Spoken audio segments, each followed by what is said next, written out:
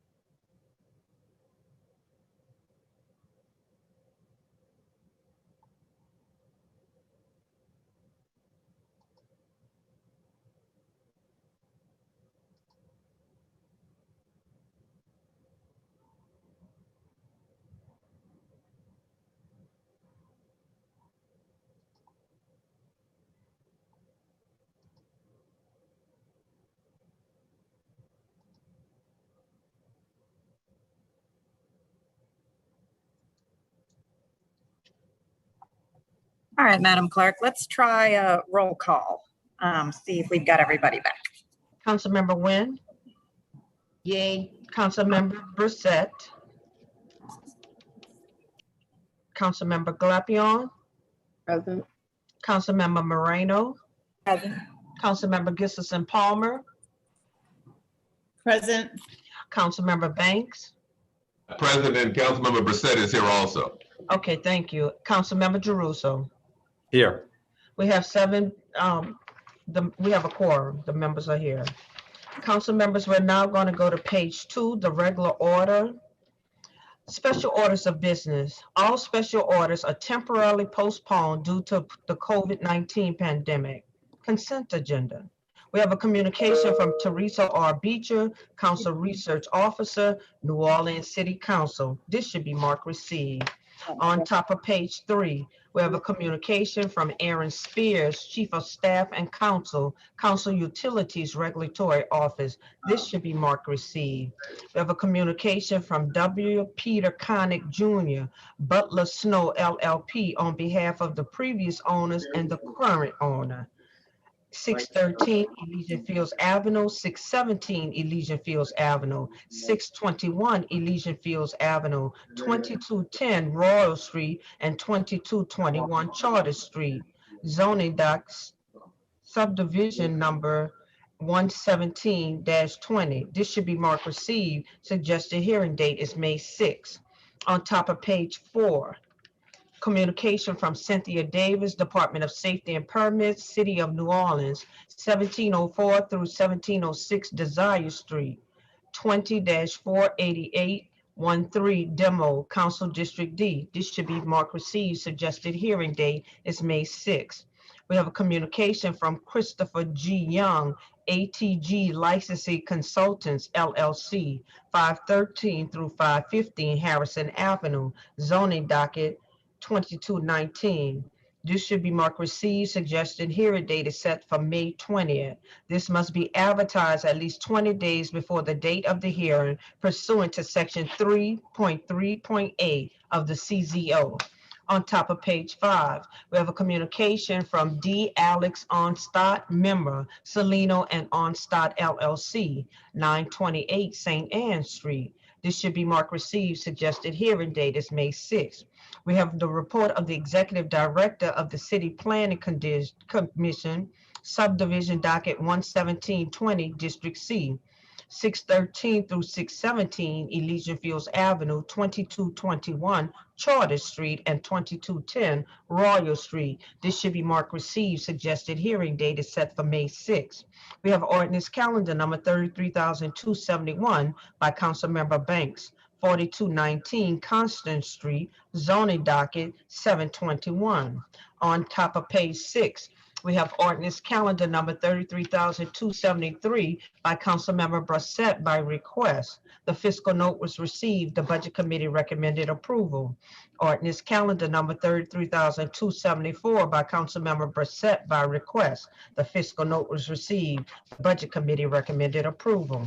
On top of page 7, ordinance calendar number 33,275 by Councilmember Brissette by request. The fiscal note was received. The Budget Committee recommended approval. Ordinance calendar number 33,276 by Councilmember Brissette by request. The fiscal note was received. The Budget Committee recommended approval. On top of page 8, ordinance calendar number 33,277 by Councilmember Brissette by request. The fiscal note was received. The Budget Committee recommended approval. Ordinance calendar number 33,278 by Councilmember Brissette by request. The fiscal note was received. The Budget Committee recommended approval. On top of page 9, ordinance calendar number 33,279 by Councilmember Brissette by request. The fiscal note was received. The Budget Committee recommended approval. Ordinance calendar number 33,280 by Councilmember Brissette by request. The fiscal note was received. The Budget Committee recommended approval. On page 10, ordinance calendar number 33,281 by Councilmember Brissette by request. The fiscal note was received. The Budget Committee recommended approval. Ordinance calendar number 33,282 by Councilmember Brissette by request. The fiscal note was received. The Budget Committee recommended approval. Ordinance calendar number 33,286 by Councilmember Brissette by request. The fiscal note was received. The Budget Committee recommended approval. Ordinance calendar number 33,287 by Councilmember Brissette by request. The fiscal note was received. The Budget Committee recommended approval. Ordinance calendar number 33,289 by Councilmember Brissette by request. The fiscal note was received. The Budget Committee recommended approval. Ordinance calendar number 33,290 by Councilmember Brissette by request. The fiscal note was received. The Budget Committee recommended approval. On top of page 13, Resolution R21-132 by Councilmember Brissette by request. The Budget Committee recommended approval. Motion M21-133 by Council Members Brissette, Moreno, Jeruso, Nguyen, and Gilson Palmer. An amendment to the classified pay plan, health new classification, health project, and planning senior administrator exempt. The Budget Committee recommended approval. Those are all the matters on the consent agenda. Thanks, Madam Clerk. Can I get a motion to approve the consent agenda, please? So moved. Moved Second. by Councilmember Jeruso, seconded by Councilmember Brissette. Madam Clerk? Councilmember Nguyen, Yay. Councilmember Brissette, Yay. Councilmember Glapion, Yay. Councilmember Moreno, Yay. Councilmember Gilson Palmer, Yay. Councilmember Banks, Yeah. Councilmember Jeruso. Yay. We have 7 yeas, no nays. The consent agenda is adopted. We're now going to go to page 15, the regular agenda. Land use matters. All land use are scheduled to commence at 11 a.m. or thereafter. All public comments on land use items are subject to City Council Rule 10.1B, whereby each land use matter is limited to a maximum public comment period of 20 minutes, with speakers being limited to 2 minutes per item. No ceding of public speaking time is permitted. A legislative grouping. We have the demolition request of Roy Farris Jr. requesting a demolition permit for the following properties: 2129 through 2131, 4th Street. We have motion M21-140. This has been withdrawn. So ordered. Ordered. We're now on top of page 16. We have motion M21-141 by Councilmember Banks, denying the demolition request for the property located at 2129 through 2131 4th Street. Councilmember Banks. Thank you. Come on, thank you, Madam Clerk. I am moving to Deny. You're on top of page 16. 16. Yes, ma'am. I'm moving to deny the motion, to deny the demolition, please. Can I get a second? Second. Thank you, Councilmember Brissette. Folks, we are working with the owner to try to find, to acquire help from him, and we have been successful in getting the house rehabilitated and have avoided the necessity to tear it down. So with that, this stuff was done prior to us being able to secure that support for him. So with that, I would ask you all to join with me in supporting the deny. So with that, Madam Clerk, can I get a roll call, please? Councilmember Nguyen. Yay. Councilmember Brissette. Yay. Councilmember Glapion. Yay. Councilmember Moreno. Yay. Councilmember Gustafson Palmer. Yay. Councilmember Banks. Yay. Councilmember Drummond. Yay. We have 7 nays and the motion has been adopted. Madam Clerk, since this one was approved, would you please withdraw the other one, M21-140? I did, sir. Okay, thank you. You're welcome. Legislative grouping, demolition request of Sean Killian on behalf of the owner Joseph Alus, requesting a demolition permit for the following property: 5217 South Durbany Street. We have motion M21-142 by Councilmember Banks, approving the demolition request for the property located at 5217 South Durbany Street. Okay, folks, for this one, I will ask you, I want to make the motion that we approve this one. Can I get a second? Second. Thank you. This one is a little bit different than the other one in that this house has questionable structural issues that, depending on which expert you talk to, conflicts with each other.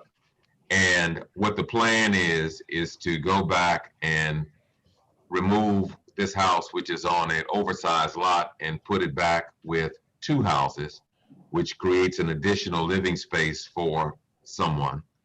And what we have confected with the developers, even though this is just a demolition request, we have assurances from them that they will comply with all of the necessary aesthetic and architectural and size requirements to fit the neighborhood. Now, I do believe that they're going to be genuine in that commitment, because while this is nothing more than a demolition request, they will have to come back for other projects in the future. And I don't think that they want to set a precedent of making promises that they don't keep, because again, they will have other projects that have to come before the council. So with that, I would ask you to join with me in approving this. So Madam Clerk, can I get a roll call? Councilmember, you have 3 comments. Oh, I'm sorry. I didn't That's realize it. Okay, go ahead. Okay. The first comment is from Joseph Alois. Thank you, council members, for considering this matter today. My name is Joe Alois, and I am a residential home builder in New Orleans. We have been proud to work on dozens of homes in New Orleans, many of which have involved historic rehabilitation. We always try to salvage a home when possible. Unfortunately, that is not the case with 5217, South Durbany. I asked my contractor and a structural engineer to take a hard look at this one, and based on the evidence they found, the current structure will not survive in effort to raise the house above base flood elevation. It is presently over 2 feet below base flood and could be dangerous for the construction team. I have spent time walking the neighborhood and speaking with neighbors. I'm happy to report that every single person that I have spoken to expressed support for our project, including the demolition of the existing house at 5217 South Durbany. I understand through council staff that at least one neighbor has expressed a desire that the new home be built to align with the architectural style of the neighborhood, and we agree. We have designed and will design the houses to reflect the craftsman style and scale of the homes in the neighborhood. Thank you for your consideration. The next comment is from Sean Killian. My name is Sean Killian, and I am a partner in Demeron Custom Homes, and we have over 50 years of combined experience in residential construction. We have worked all over the New Orleans and southern Louisiana, performing historic restorations, renovations, additions, and new builds. We have worked closely with the HDLC and the PRC on numerous projects. We have renovated and built over 150 projects in the New Orleans area, with the majority of them being in historic districts. We have managed to save all but 9 homes during this time. Of the 9 homes, we had to demo only 5 predated 1975. Our first priority is preservation. Prior to purchasing this property, we were contacted by the owners to perform a physical inspection to determine if a renovation was possible. We walked through the house and examined it extensively, and we felt that the house was in very bad shape and would not be able to be lifted. We decided it would be best to hire a structural engineer to come out and inspect the property with us. During this additional inspection of the property, we noticed that floor joists and the interior and exterior beams were badly damaged due to rot and termite damage.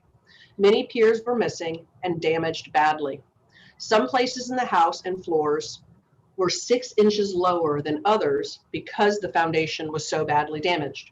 Some floor joists were actually sitting on the ground in some places. The roof has shifted so badly that it would have to be completely removed and replaced. The engineer concluded there is no safe way to raise the house without it falling apart. Based on our collective 50 years of experience and upon our multiple times visually and physically inspecting the property, we agree with the engineer's opinion. Unfortunately, this house needs to be torn down. The last comment is from Michael Demeron.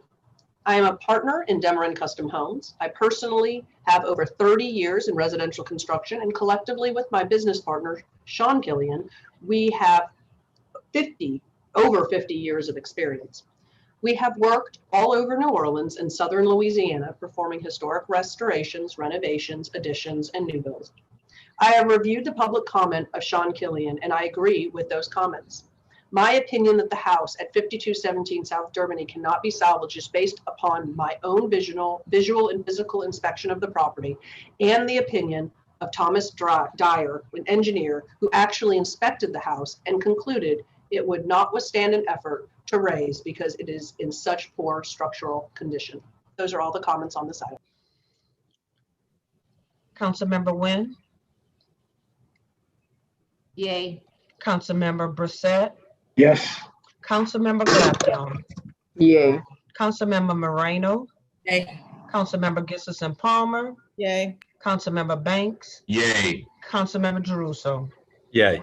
We have 7 yeas, no nays. The motion has been adopted. And Madam Motion- Clerk, would you withdraw 21-143 to the system? You may have done it. I'm sorry. They've been in my ear all morning. So if you did it already, forgive me, but I need to withdraw 21-143. We need to withdraw motion 21-143. Thank you, ma'am. Okay, no problem. On page 617 at the top, all matters. The demolition request of Jackson Kewan has been deferred to May 6th, and zoning docket 921 has been deferred to May 6th. On top of page 18, we have a legislative grouping, zoning docket 1121, Nicole Weber, requesting a text amendment to Article 20 of the Comprehensive Zoning Ordinance relative to the virtual sales of vehicles and other articles as deemed necessary by the staff of the City Planning Commission. First, to amend use standards, section 20.3.MM5, motor vehicle service and repair, minor and major, as follows. A, the storage of used vehicles for sale on premises is prohibited. B, vehicles shall be located off premises at the vehicle owner's property or at property zone, and the business shall hold a valid license with the Louisiana Used Motor Vehicle Commission. Second, the City Planning Commission staff shall have the authority to amend the above and make recommendations for additional amendments citywide. The recommendation of the City Planning Commission being for modified approval. We have motion M21-144 by Councilmember Banks. Motion approving the favorable recommendation of the City Planning Commission on zoning docket 1121 as modified, granting the request as provided in the City Planning Report. Thank you, Madam Clerk. Paul, I think you have a presentation. Thank you, council member.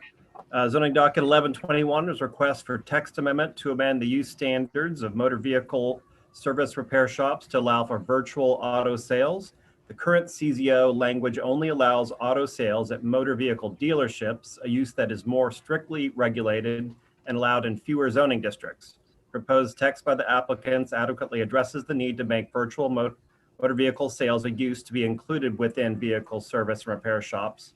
In addition to the changes proposed by the applicant, the CPC recommends adding the use to the definitions in Article 26 to further define the use and to allow the use to be conducted in an office as well. As the use is conducted almost entirely online with automobiles stored on site, the CPC sees the use as no more impactful than uses already permitted at offices and motor vehicle service and repair shops. Therefore, the CPC recommends modified approval to accept the applicant's proposed text amendment for amending the use standards for motor vehicle service and repair shops, and proposes additional changes to allow the use at an office. Through this amendment, virtual auto sales, a low-intensity use, can be supported in appropriate areas throughout the city. Paul, thank you. I'm going to move that we approve the text amendment. Can I get a second? Second. Do we have any public comment? No, sir. Okay, thank you. Obviously, this is something new, and the CZO is a living document. It has to be, because we have to keep up with technology and the way the world is spinning. Now, who would have known 2 years ago that we'd be having this meeting virtually? So this text amendment brings us into where we are today in terms of electronic commerce.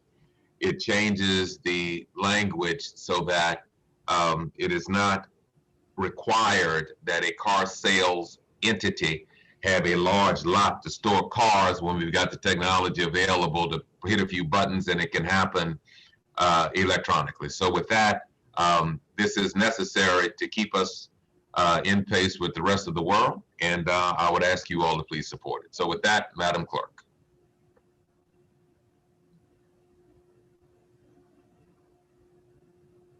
It's on mute.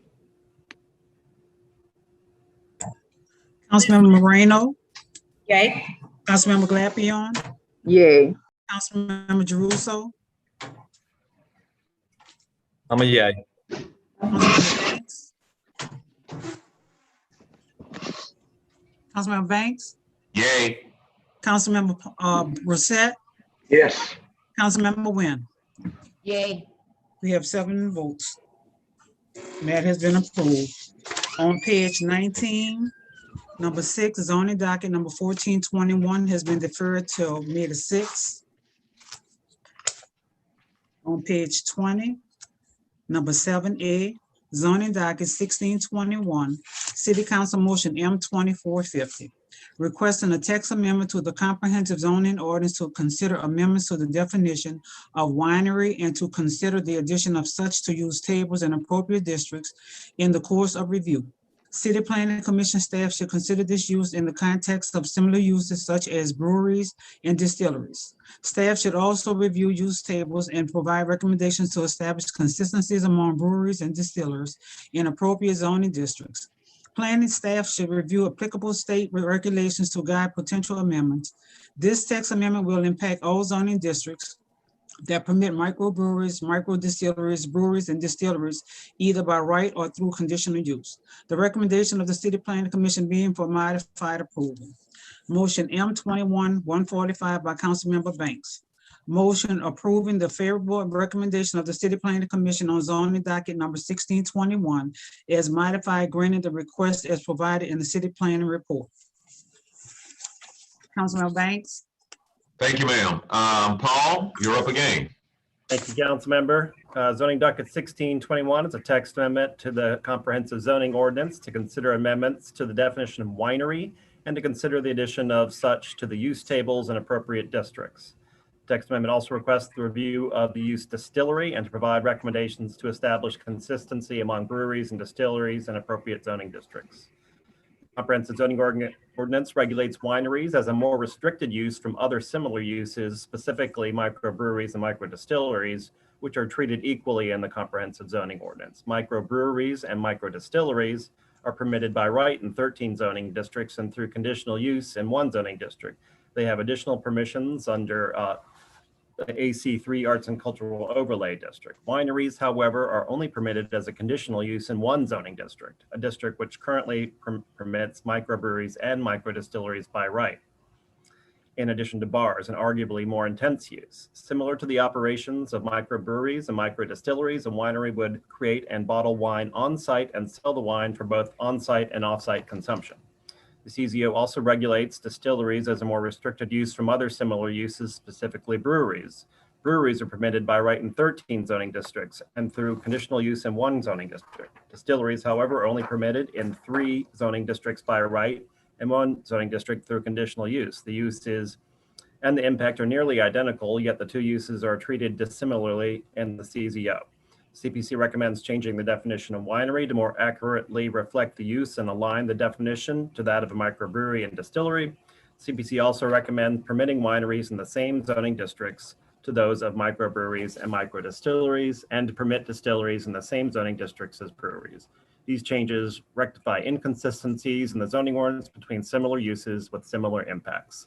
So therefore, the CPC recommends modified approval of zoning docket 2621. Thank you. Do we have any, I'm gonna move for approval. Can I get a second? Second. Second. Thank you, Councilmember Nguyen. Do we have any public comment? No, Councilmember, not till item 20. Thank you.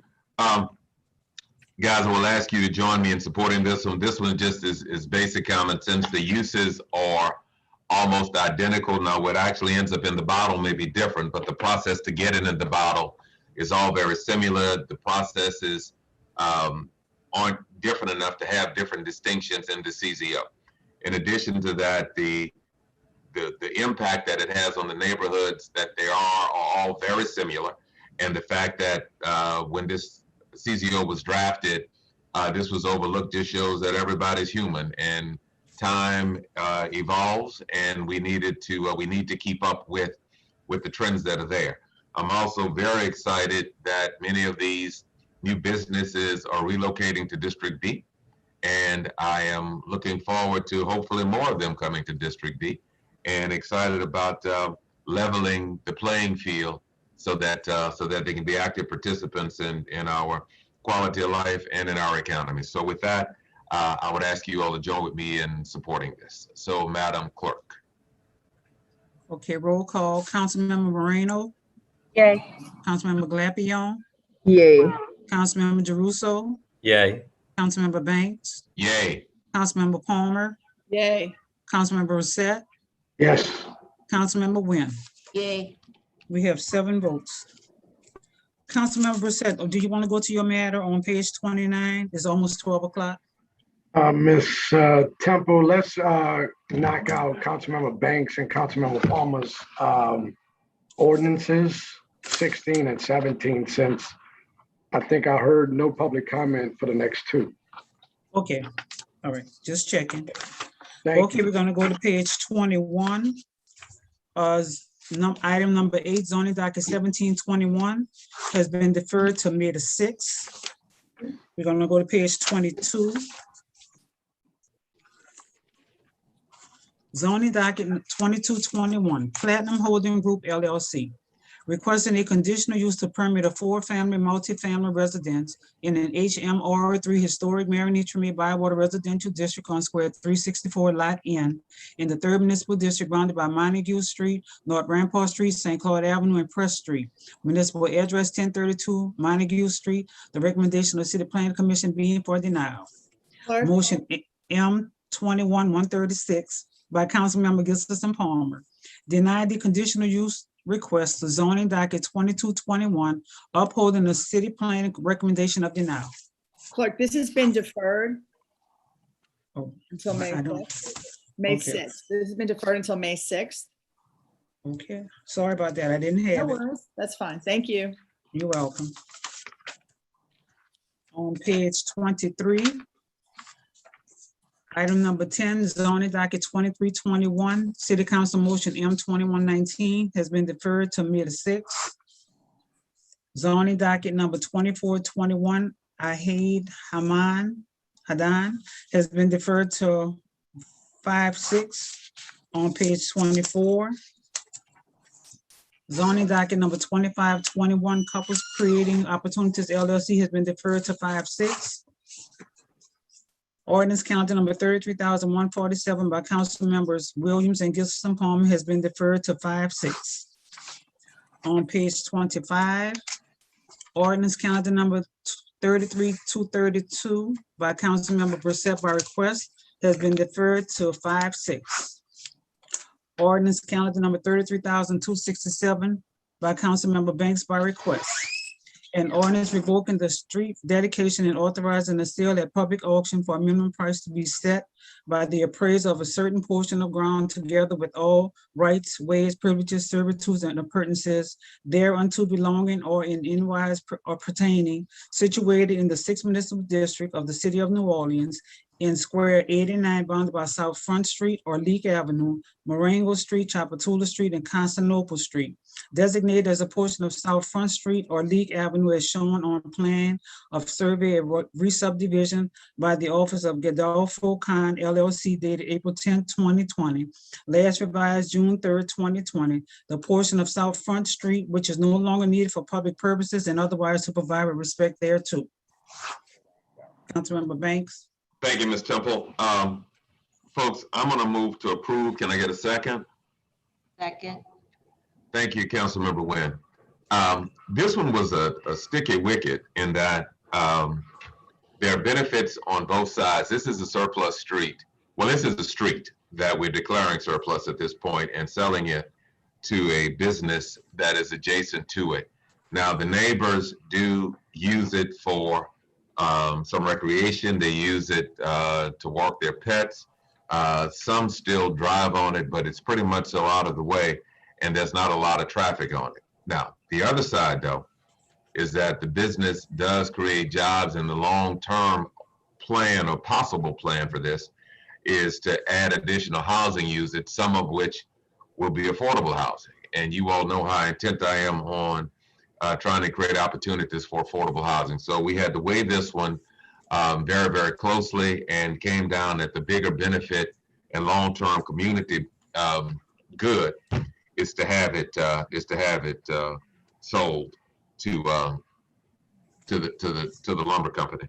So with that, I would ask you all to please join with me in supporting this and look forward to them doing what they have committed to doing. So with that, Madam Clerk. Roll call. Councilmember Moreno. Yay. Councilmember Glapion. Yes. Councilmember Jeruso. Yay. Councilmember Banks. Yay. Councilmember Palmer. Yay. Councilmember Brissette. Yes. Councilmember Nguyen. Yay. Vote to 7-0. Madam Clerk, I misspoke, and let me just clarify if anybody's listening. This is going to be auctioned and not just sold. I want to make sure I said that correctly so nobody get any misimpression. So let me apologize for misspeaking. That property is going to be auctioned and not sold. Thank you. Okay. On page 26, item number 16, ordinance calendar number 33,284 by Councilmember Gibson Palmer by request. An ordinance to authorize the mayor of the city of New Orleans to enter into an agreement to grant a servitude to an adjacent property owner for encroachments on over portions of public right-of-way located at the municipal address 600 Mazan Street, to fix the minimum price in terms of said servitude agreement, to declare that such use as granted in the servitude agreement would incorporate space that is neither needed for public purposes, nor shall such use interfere with the use of the public right-of-way, to set forth the reasons for said servitude agreement and otherwise to provide with respect thereto. Thank you so much. So moved. Do I have a second? Second. Was that second by Councilman Brissette? Yes. Okay, thank you. Council members, this is an ordinance to authorize a servitude agreement for an encroachment over the public right-of-way at 600 Mazan Street in the Bywater. The proposed development has canopies, planters, and outward swinging doors that encroach 120 square feet over the right-of-way. The Planning Advisory Committee's technical review determined there were no objections to the encroachments, and the Department of Property Management has determined that the space is not needed for public purposes, nor shall such use interfere with the use of the public right-of-way. Additionally, the ordinance requires the owner to make annual payments to the city, maintain liability insurance, and indemnify the city. Are there any public comments? No, Councilmember, not to item 20. All right, thank you, Teresa. With that, I move for, well, we already moved for approval. Can you please take the roll? Roll call, Councilmember Moreno. Councilmember Glapion. Yay. Councilmember Jeruso. Yay. Councilmember Banks. Yay. Councilmember Palmer. Yay. Councilmember Brissette. Yes. Councilmember Wynn. Yay. The votes are 7-0. That matter has been approved. On item number 17, ordinance calendar number 33,285 by Councilmember Banks by request. An ordinance to authorize the mayor of the city of New Orleans to enter into the First Amendment to the lease of land by the city of New Orleans to Ike and Tina LLC, DBA Zoning Mash Beer Project, Zoning Mash, for the following described property belonging to the city. A portion of ground located in the First Municipal District, Square 482-A, which bears the municipal address of 1400 South Broad Street, New Orleans, Louisiana, as more fully described in detail herein. To fix the terms for said lease to be used to operate the business of Zoning Mash, to reaffirm that such property to be leased is not needed for public purposes during the lease term, and to set forth the reasons for the said First Amendment to the lease of land, which is attached and shall be part of this ordinance, and otherwise to provide with respect thereto. Councilmember Banks. Thank you, Ms. Temple. I move for approval. Can I get a second? Second. Thank you all. This is hopefully the last step necessary for the Zoning Mash brewery to be able to complete what they're doing. This piece of property is adjacent to where they are. It is city-owned property, but it was not being used for anything. And this will now be incorporated as a part of their business, which is a brewery. Now, we have required a very high liability insurance on this because they're going to be serving alcohol.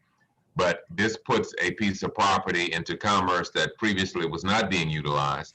It will help this brewery to grow. It creates jobs and it creates something for our residents and visitors to do. So with that, I would ask you all to join with me in supporting this. So with that, Madam Clerk.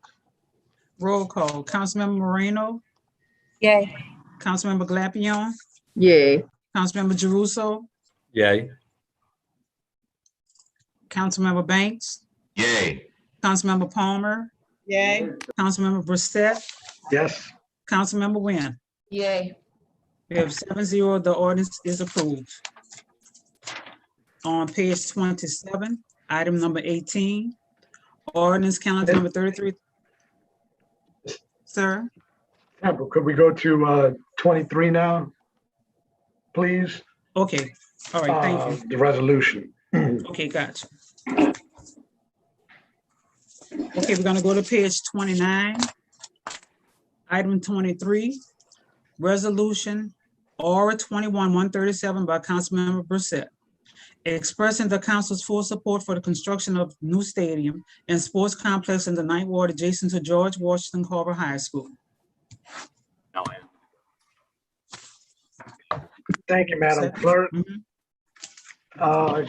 Good afternoon, everyone. I'm excited about this resolution to author in support of a new stadium and sports complex in the Upper Ninth Ward, adjacent to George Washington Carver High School. There was some significant and unfortunate setbacks several years ago.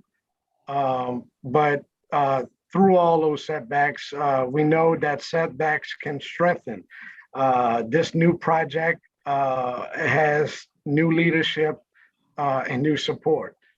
I have full confidence in this new team that has been brought together by one of our own and former city council member and council president, Arnie Fielkow, along with many other influential and respected members of our community.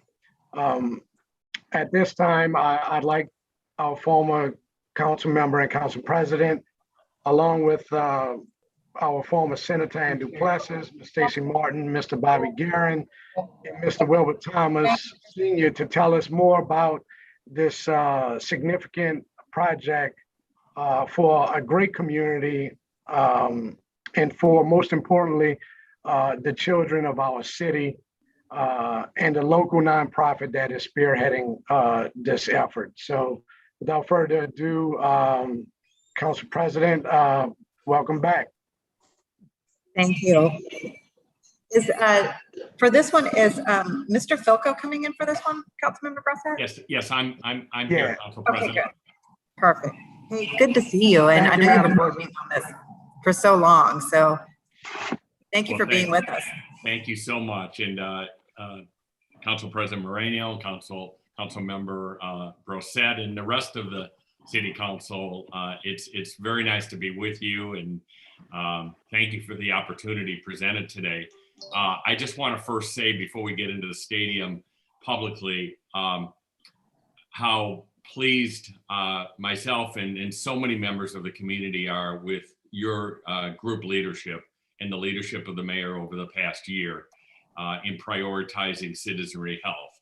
I think the path that you've taken has been right on, and the good news is hopefully we are, coming to a period where we're soon going to be back to a little bit of normalcy, including all of you being in chambers together, which I'm sure that you will, be happy to do that. Today, what I'd like to do is very briefly tell you a little bit about the project. I'll be as brief as I can, and we'd like to show a video at the end. This project, by the way, is up on our website, which is ninthwardstadium.com for anybody interested, with ninth being the number 9, ninthwardstadium.com. I'm first of all joined today by some of my fellow board members of the new group that Councilmember Brissette referred to. And today we have former Senator Andrew Plessis, Stacy Martin, Bobby Guerin, Wilbur Thomas Sr., Dottie Belletto, Jillian Stagg, and I can't see on my screen if Deuce was able to make it, but Deuce McAllister is part of our board, along with Roy Glapian and Mark Ripple, who were unable to make today's presentation. Without going into the past in any detail at all, I think a lot of people were just very disappointed that this stadium wasn't already here. This was a project that started about a decade ago with great expectation, and it just didn't happen. And the story publicly broke about a year ago. I was originally involved in the project as a donor, and I candidly, thought the project was moving and happening, and it didn't. But about a year ago, the story broke, and I think a lot of people were not only surprised, but extremely disappointed. And I stepped in and said, to some of my fellow board members, would you join me? Let's see if we can resurrect this. And your answer was immediately yes. So we've spent the past year really behind the scenes doing what was necessary. We had to start a new corporation, which is called Ninth Ward Stadium, Inc. We've applied for nonprofit status. Hopefully we'll have that very soon. We had discussions with the NOPS because they're the owners of the land. And we had discussions with almost every elected official that would be willing to meet with us at all levels of government to let them know about what we were doing and try to gain their support. Just last week, we were able to go public with the project, and now our real work begins. So what is this? This is a 3,000 to 5,000 seat stadium, more than likely at the higher levels, that would involve really multiple sports to it. Football, certainly soccer, track and field. There'll be an 8-lane track that'll be built.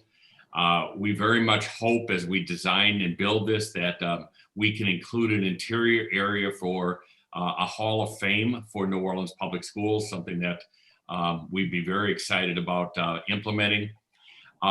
This is being built just to the north of the Carver High School site, the new Carver High School off of Almonaster. And it is owned by the NOPS, as I said, and the NOPS and the school board are extremely supportive. In fact, next month, we will be taking a CEA to the school board for vote, and the CEA will lay out the rights and responsibilities between our corporation and the NOPS. We are largely a fundraising corporation. Our job over the next 14 months is to raise $5 million. We are hoping that 1.45 million of that will be coming from capital outlay and 3.55 coming through private fundraising. We got good news yesterday in that our capital outlay request was included in House Bill 2. We are asking for this session, we're asking for only $250,000 to get started in priority 2, and the balance of 1.2 million in priority 5 for next year.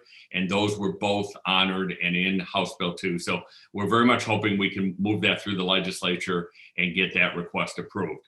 From the 3.55 million that we're raising privately, we're going to any and all sources. We're starting a little larger with major donors.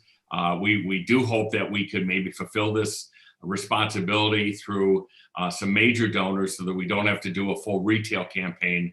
But we would love and certainly be very appreciative of any and all donations that could be made. And again, you can go to our website, ninthwardstadium.com, and there is a donate section on that website for anybody that may be watching. Let me just say this, and then we'll put up, and Jillian, if you're there, you can put the schematic up while I'm finishing my talk. This is a really important project. I will tell you, for me personally, it's with my sports background, this is a labor of love. And I guess in some ways, the best way I know personally to give back to a community and a city that I love. And the same feeling is with the rest of the board members. They're all highly dedicated and committed. We are all doing this on the board as volunteers. We're not taking any compensation whatsoever. And we've given ourselves 14 months, which is time to the end of next year's legislative session, to complete this fundraising, hoping that we can raise it before. But that is really our drop dead date to try to make this project happen. As you can see here, this is a very basic schematic, but you can see the field and all of the amenities that go with it. And again, what I really like about this is this will be a multi-sport venue where you could play, at least football, at least soccer and track and field, boys and girls, middle schools and high schools. This will be the home field for Carver High School, but it's not exclusive. And in fact, the beauty of the project is this stadium will be available for every public school in Orleans Parish, with special emphasis for those that are, in the eastern part of our city. We don't have a whole lot in New Orleans. On the East Bank, the only things we have are Tad Gormley and Pan American, and a very small stadium at Joe Brown Park. This is a much needed asset for our youth. And we also hope it's an economic catalyst for this area. This area is a wonderful part of our city, but it needs some economic stimulus. And we're hoping that by having this facility and the number of people that'll be coming each and every night to it, that it will attract some economic and commercial activity as we go along. So I think that is what I would say to you. We very much appreciate your support in the resolution that Councilmember Brossette is authoring. It has two basic asks. One is to the council's support of the stadium project in principle, and then the council's support for our capital outlay request in Baton Rouge, which the council's, communication of that and expression of support would be very helpful. I'd like to invite, if there are any other board members that would like to add to anything that was said, and then we will close it with a video before, Jared, I turn it back over to you. But anybody else from the board of directors? So, hi, Council. Thank you. Thank you very much for the few minutes that you've given us to share this project. As you know, when I was in the Senate, although I represented the lower Ninth Ward, that whole area is an area that so desperately needs to love, right? And to have some economic stimulus. Although, we know that this will be a facility that is very well needed for the upper Ninth and the lower Ninth Ward, but also for all of the kids in our city. It will provide some economic stimulus. And so we're very excited about it. And hopefully after you learn more and then even see the little short video, that you'll become as excited and will, help us in any way that you see fit. Thank you. Thank you, Senator Duplessis. Thank you. Are there any other board members?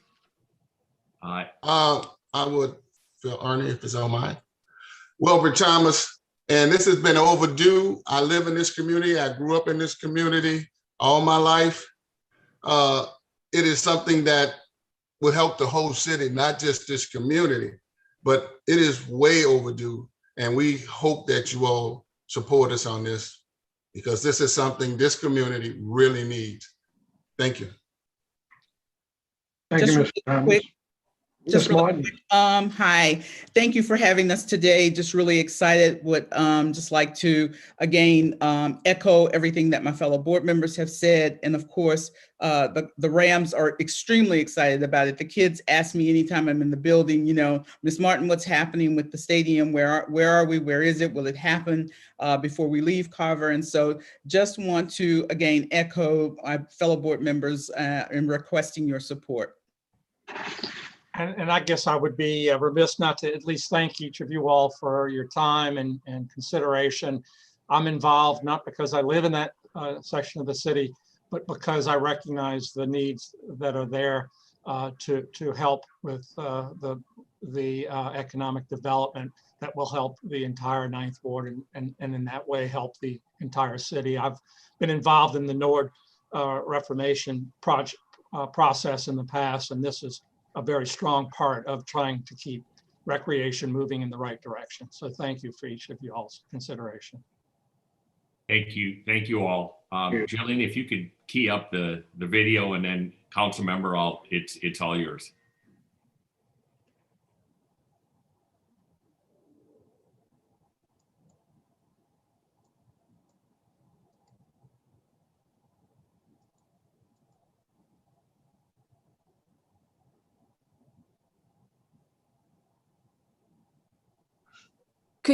I need to share audio, sorry.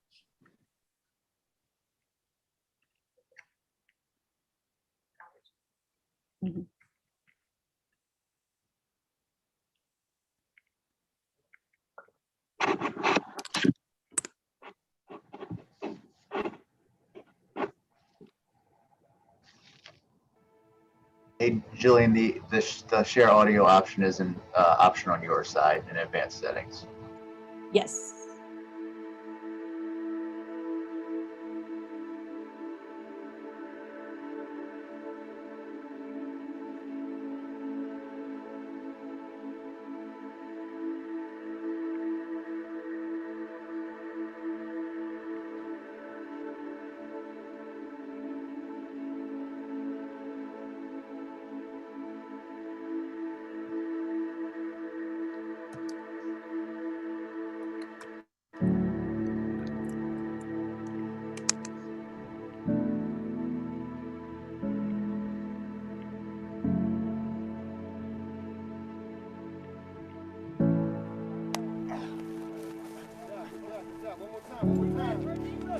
So I always go back to myself and I lay it on the line for these gentlemen and tell them every day that, hey, don't never take no shortcuts and no excuses. And if playing football for me would carry me over, even when times get difficult, whether it's classes, whether it's in the work world, it goes all the way back to the things and the lessons that my coaches taught me. And the Lower Ninth Ward has always had such rich history.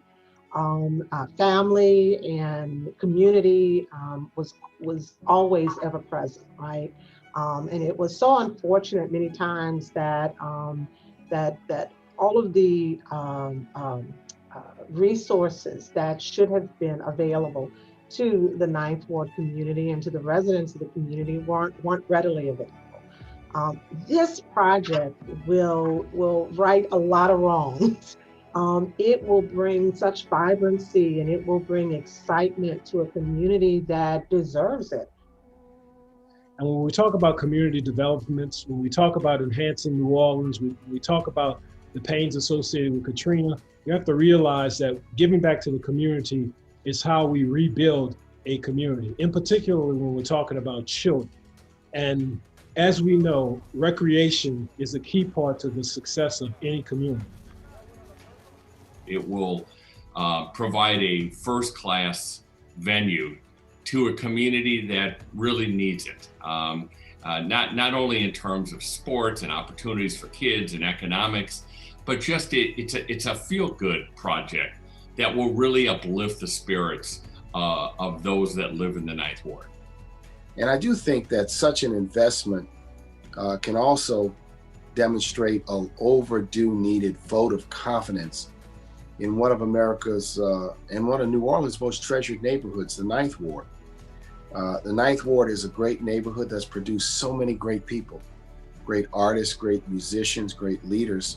It brings together the power of athletics. It brings it together to bring a community together. And we've seen successes like that in many different areas across the country. And I think this could be the latest example of how athletics and that camaraderie of sports can bring a community together that can revitalize the whole area. So I'm excited about this project. I can't wait to see the finished product so I can go and root on some local high school kids. So I think it's important for our community. I'm looking forward to it, and hopefully I can be of some help.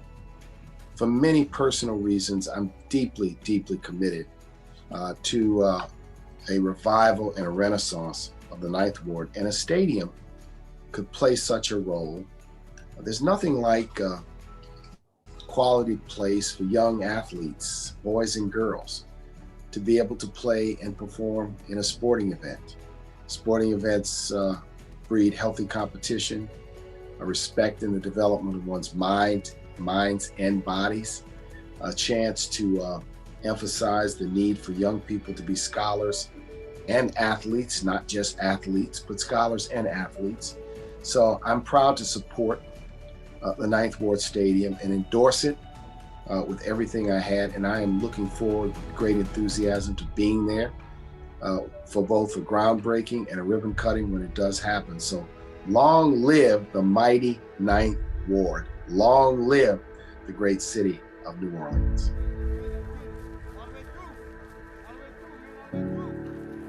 I want to see everybody win, not just our class.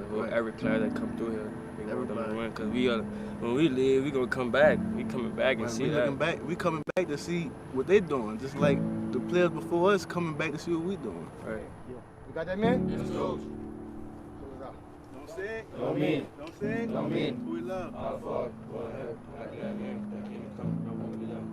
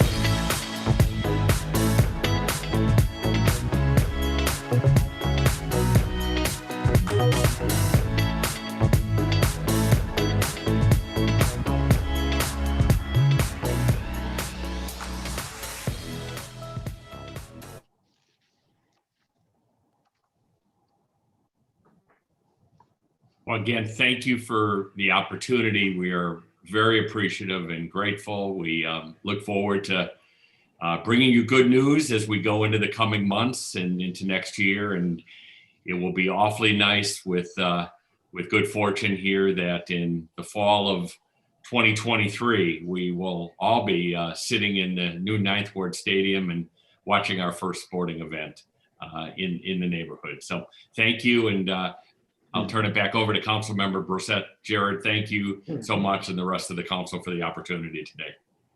Yeah, Thank you.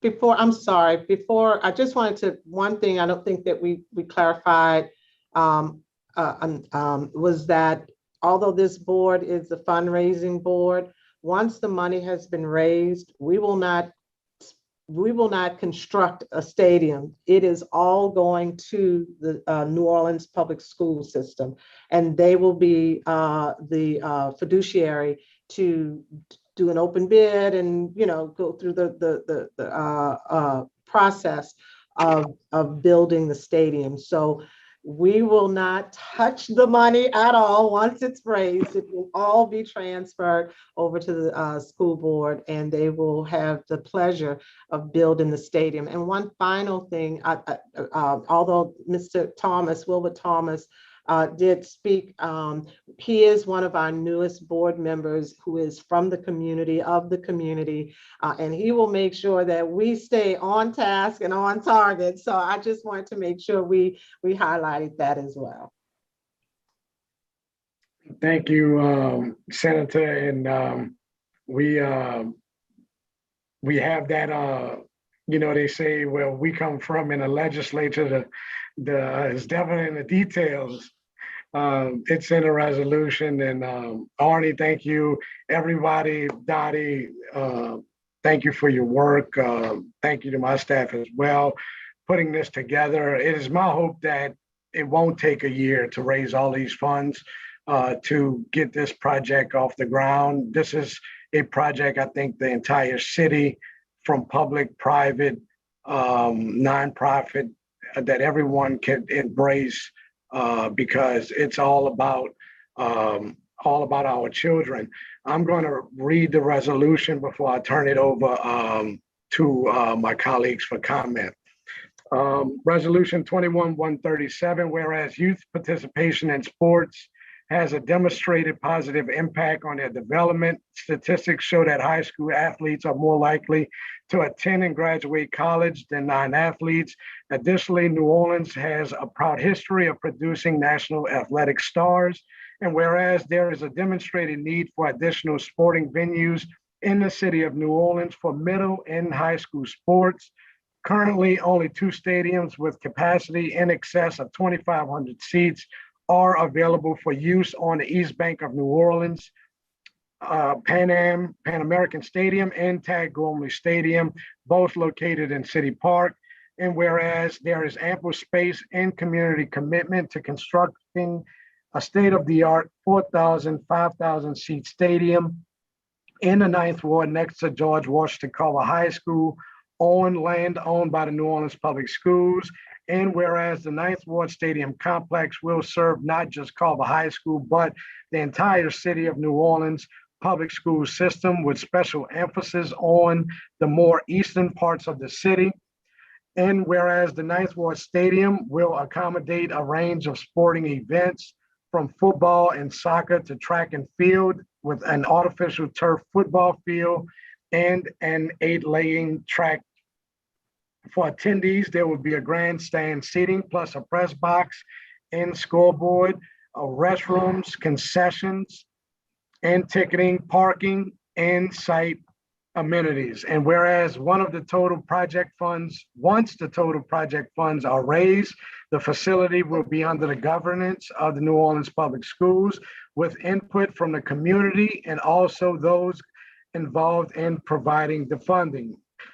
New Orleans Public Schools will be executing a cooperative endeavor agreement with the local nonprofit, Ninth Ward Stadium, Inc., to allow the nonprofit to fundraise for the project. And whereas Ninth Ward Stadium, Inc. will be a 501c3 and has its original incorporators, 8 local community leaders who believe passionately in the new project: Arnie Philco, and Duplessis, Stacy Martin, Roy Glapion, Deuce McAllister, Bobby Guerin, Mark Ripple, and Wilbur Talvin Sr. And whereas the $5 million stadium project necessitates a 1.45 million investment from state capital outlay funding, which is currently part of the capital outlay request for the 2022 state fiscal year. And whereas Ninth Ward Stadium Incorporated is committed to fundraising the remaining 3.55 million in funding from private donations, which will be deposited in a local banking institution. All donations received and funds dispersed will be tracked in an open and transparent process. And whereas the Ninth Ward Stadium project is an opportunity to invest in our children and our communities still struggling to recover from Hurricane Katrina, and will serve as an economic catalyst for the entire Ninth Ward in the city of New Orleans. Now, therefore, be it resolved by the Council of the City of New Orleans that the council expresses its full support for the construction of a new stadium and sports complex in the Ninth Ward adjacent to George Washington Carver High School. And be it further resolved that the Louisiana legislature is urged to allocate state capital outlay funding for the Ninth Ward Stadium complex. And foregoing resolution was read in full, and we will adopt accordingly shortly. So thank you all, and I will open it up to my council colleagues. Council President.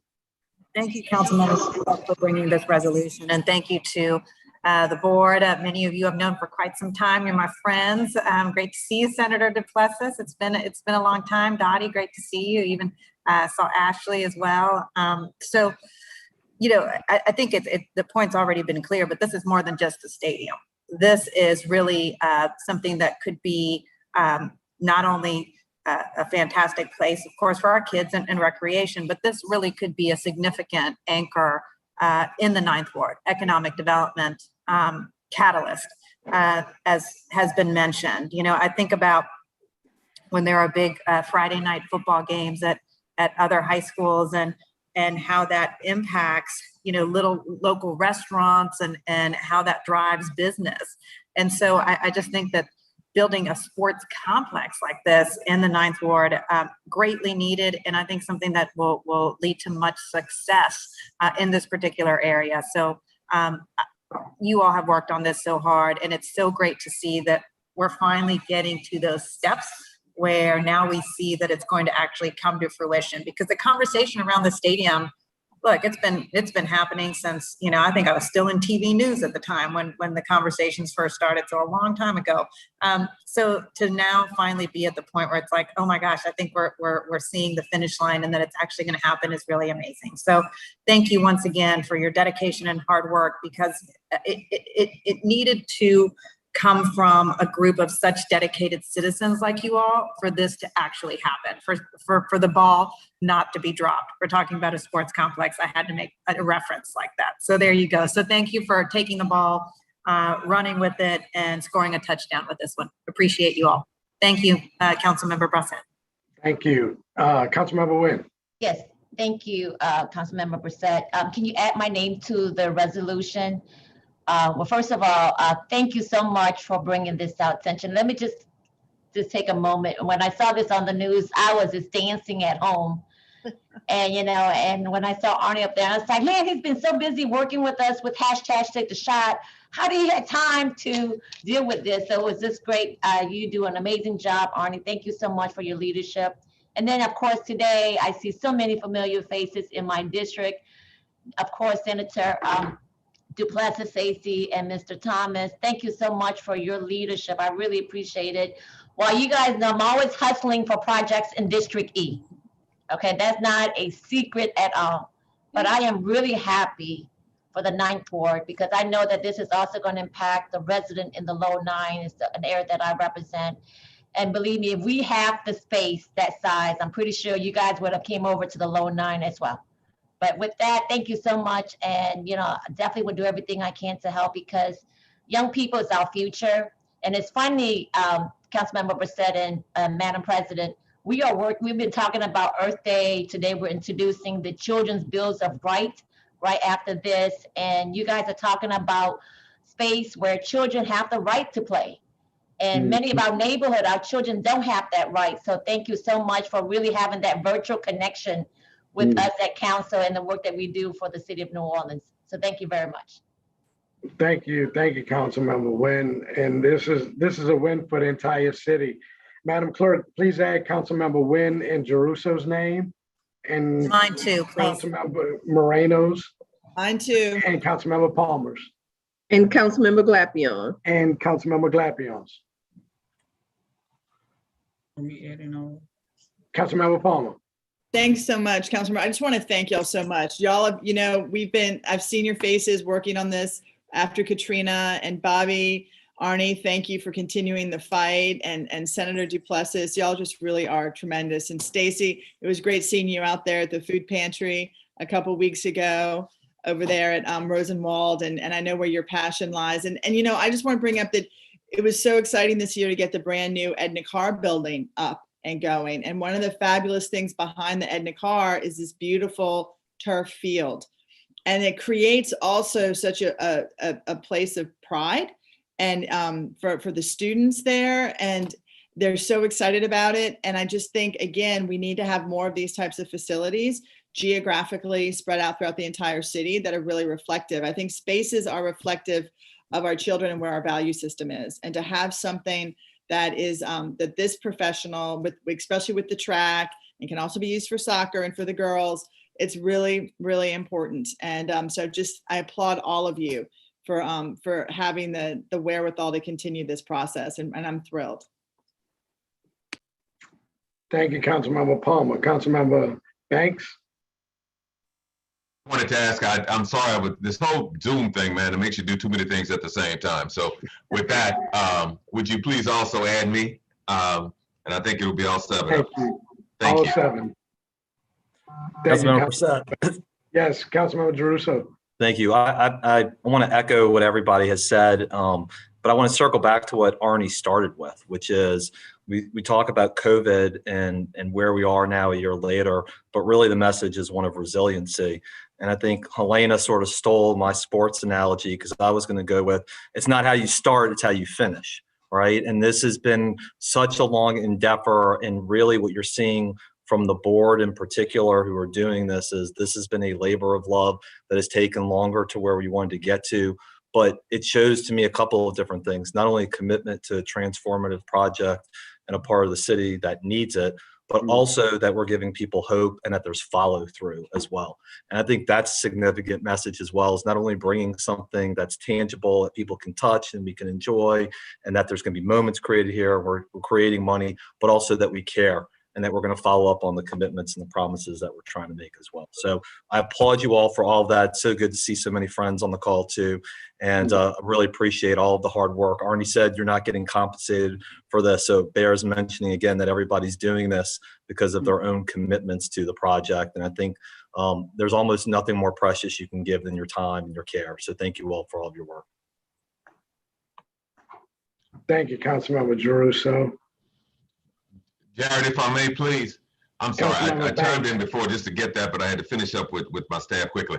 But this whole concept dovetails into something that you all have heard me say repeatedly, that if you don't give kids something constructive to do, there's a possibility that they will find something destructive to do.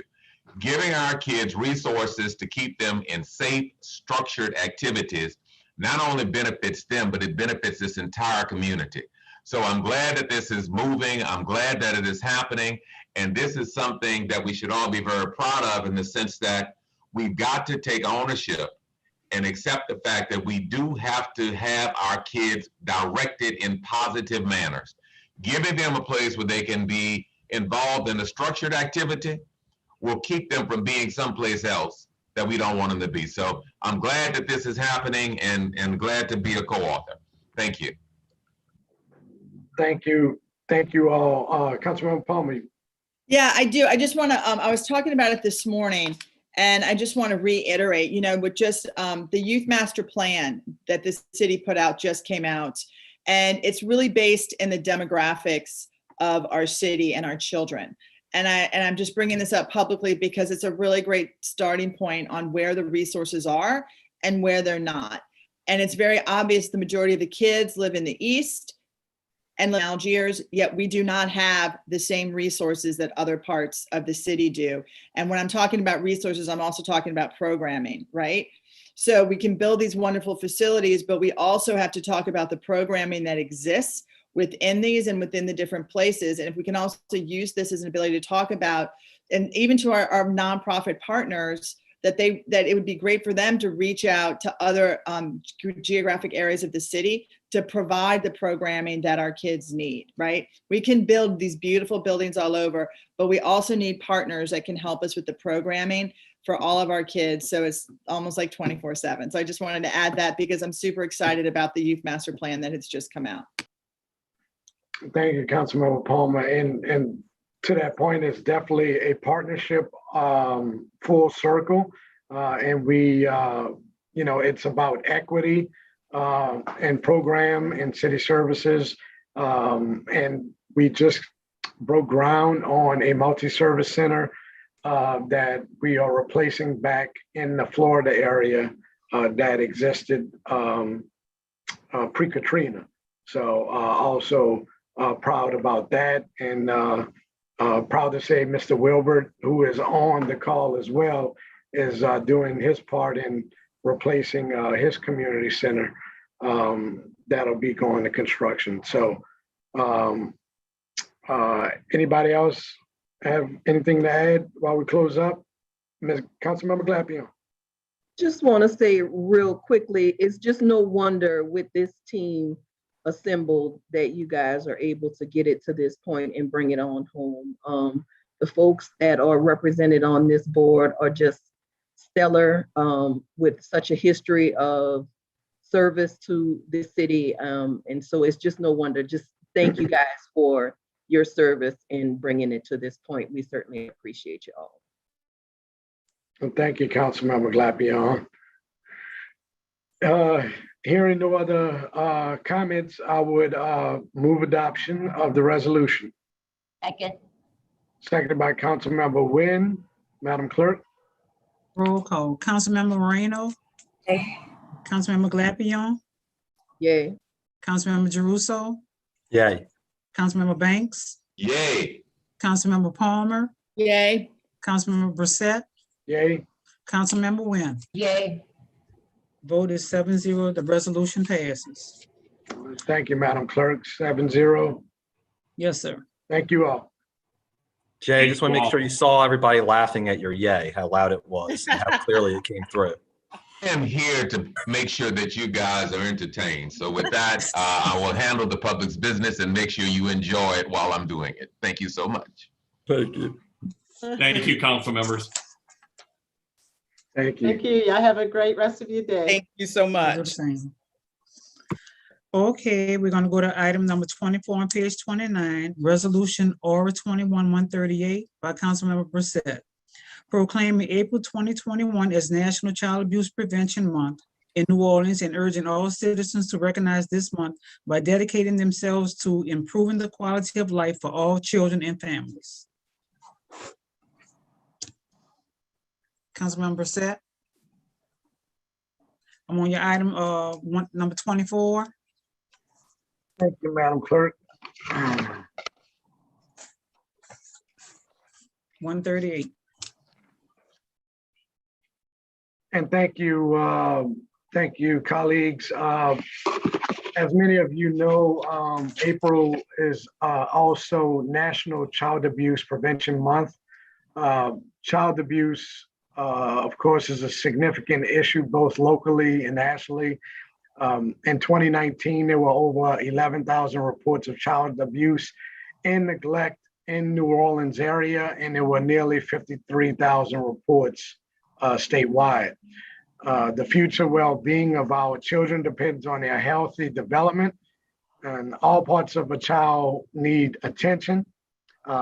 Cognitive, emotional, and social capacities affect each other in the developing brain, and child abuse interrupts these processes.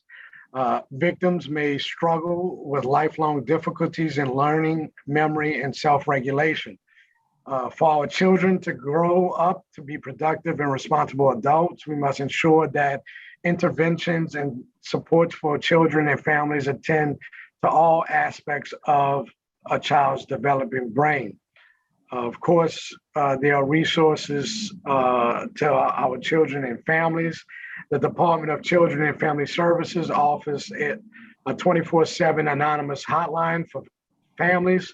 It offers crisis intervention, parenting support information, as well as community referrals. If you are in need of these services or know someone who is, please call 1-800-CHILDREN. There is also a hotline to report child abuse or neglect, and that is 1-800-4LA-KIDS.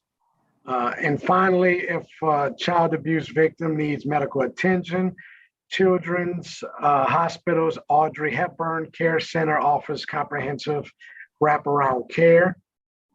We all play a significant role in raising children, whether we are parents, neighbors, teachers, police officers, coaches, etc. And I want to encourage everyone to dedicate this month to learn more about how to prevent child abuse and neglect. And so with that, I would move adoption at the appropriate time and turn it over to my colleagues. Councilmember Nguyen. Yes, thank you. Seconded by Councilmember Nguyen. Thank you, Councilmember Brissette. Well, today has just been a really amazing day, colleagues. We've been focusing on our young people. Thank you, Councilmember Brissette, for bringing this up. Of course, unfortunately, we know that child abuse and neglect does take place in our community. And I think many times we don't know how to deal with it or how to address it or how to get help. And so I really appreciate you providing the information on how citizen and resident in our community can help to address that. But I also wanted to take it to the next level in reference to how individual can help prevent child abuse and neglect. And these are just a couple of strategies that I was able to do some research, with the CDC in reference to child abuse and neglect. There's actually 5 strategies that they offer: strengthening economic supports to the families, change social norms to support parents and positive parenting, provide quality care and education early in life, enhance parenting skills to promote healthy child development, intervene to lessen harms and prevent future risks. And as I'm reading this and trying to figure out, are we doing this as a community? And, let me say, colleagues, thank you so much for your partnership. We focus and not knowing, or maybe we did know it, that investing into early childhood is one way of preventing childcare. I know today in my district, Greater St. Stephen is doing a grand opening as we speak on a parenting center in the East. And so thank you to Pastor Deborah Morton for her leadership and recognizing that we need to create a space where parents and family can get access to that could actually prevent child abuse and neglect. And I know many organizations are working toward this. So with that, if you could add my name to the resolution, sir, I would really appreciate it. Thank you. Thank you, Councilmember Nguyen. Madam Clerk, please add. Got it. Thank you, Council President Moreno. Thank you. And if you could add my name too, I'd appreciate it. Thank you, Councilmember Brissett, for bringing this, and Councilmember Nguyen, you brought up those points so perfectly, and especially citing the CDC, because this is really a public health type of situation. And we have talked so much about our efforts to reduce trauma among the children in New Orleans, and whatever we can do to bring attention to this matter, and whatever we can do to enhance early childhood education and early childhood opportunities and things like that, all, even to, supporting initiatives like what the Mortons did this morning. Unfortunately, Cindy, you and I couldn't make it out there today because of this council meeting, but all of those things work toward preventing what could potentially be traumatic situations within a home. And the more that we can work to reduce trauma within the home, the more that we can work to reduce trauma within our community. And so it all goes hand in hand. So thank you, Councilmember Brissett, for bringing this resolution, and also for sharing the important information about numbers to call.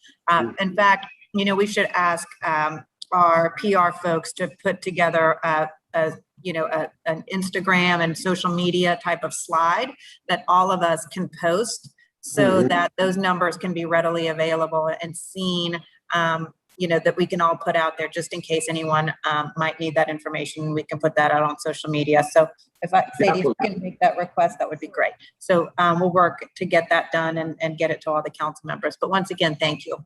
Thank you. Thank you, Councilmember Palmer. No, thank you. I just wanted to just add my voice and my name, and I thank you very much for bringing this up. And I concur absolutely with Councilmember Nguyen. This has been a day of focusing on children, and we started that in the morning. And I'm glad to continue raising awareness on that and the needs of our kids. So thank you very much. Madam Clerk, I think you have the names of The council members that wanted to be added. Yes, ma'am. Yes, sir. I have Nguyen, Moreno, and Palm. Yes, ma'am. And it's been moved. Second. And seconded by Councilmember Nguyen. Roll call. Russo is back. What's Russo? I'm ready to vote. Let's go. Okay. Thank you. Roll call. Councilmember Moreno. Yes. Councilmember Glapion. Yay. Councilmember Jeruso. Yay. Councilmember Banks. Yay. Councilmember Palmer. Yay. Councilmember Brissett. Yes. Councilmember Nguyen. Yay. The vote is 7-0. That resolution passes. We're going to go to the item that's for 12:30 on page 28, item number 20. Are we ready for that, Mr. Banks? Yes, ma'am. Okay, motion M21-131 by Councilmember Banks, approving the following disbursements subject to the availability of funds pursuant to the lease agreement between the City of New Orleans hereinafter the city and the Jazz Casino Company LLC, whereby the Jazz Casino Company shall make $2 million annual payments to the city to assist in funding education-related initiatives within Orleans Parish, subject to disbursement by the City Council as follows. OPSB, Center for Brazilians, $500,000, sorry. Travis Hill School, $500,000. Office of Student Support, Mahalia Site, $500,000. Total allocation, $1,500,000. I move for approval. Can I get a second? Second. Thank you, Councilmember Drew. So I think the superintendent of Orleans Parish Public School System is here. Dr. Lewis? Yes, thank you, Councilmember Bankton. Good afternoon, everyone. I'm here today to follow up to our presentation that we did last Tuesday in the community development meeting. And thank you once again, Chairman, thanks for actually having that on the agenda. And just some information for everyone. Since 2004, the Harris lease agreement has provided about $3 million a year to NOLA PS. And again, it has helped over those years to fund Travis Hill School, Center for Resilience, and the District Office of Student and Student Support and Attendance, rather. And over the course of this current school year, our school district has been in contact and conversation with the council regarding the Harris funding for this current school year. This morning, I know there have been some additional questions, and we're here to present on that information. But also in the month of July of 2020, the school board, we were able to go ahead and approve our budget for this school year. And based on Council Members Palmer's questions, I have Stuart Gay from our finance office, our chief financial officer, with me this morning, and he'll be able to share some information regarding the COVID relief dollars. And then also Justin McCarkle from my team will also share the great work that's happening in our schools in collaboration with our school leaders as we focus on what we'll be doing as we move forward to get past COVID. And so at this time, I'll turn it over to Stuart Gay to give some additional information about our COVID relief funds.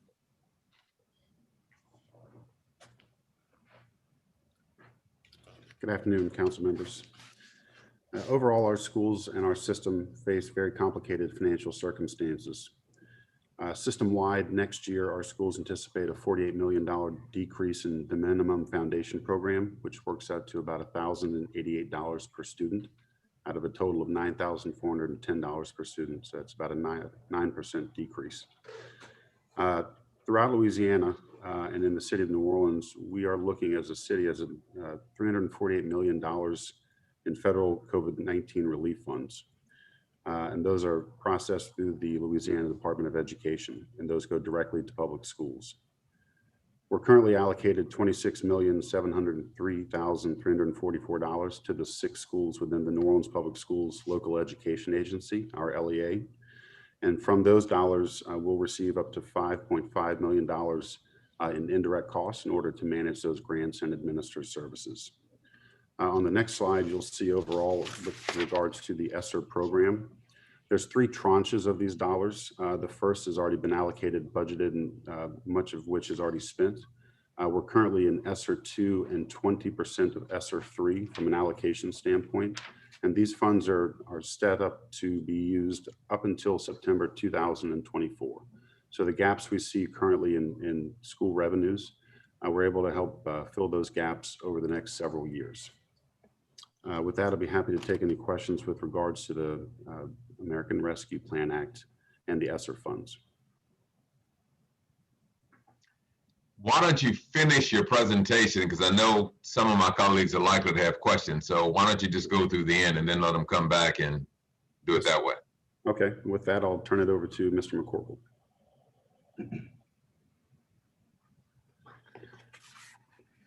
Good afternoon, council members. Our schools across New Orleans are using these federal funds in a variety of ways, including offering educational programming to our students, maintaining staffing and increasing staffing services as needed in order to address academic, social, and the emotional needs of our students. We continue to work towards providing robust summer learning, acceleration, and enrichment opportunities. In partnership with our schools citywide, most schools are offering summer programming at the conclusion of the 2021 school year. This will be focused around academic programming, extended school year services, and additional enrichment activities. The school district has been working to coordinate and connect schools to community partners, such as NORD, New Orleans Public Library, and a host of others, so that additional resources and opportunities can be made available to our students.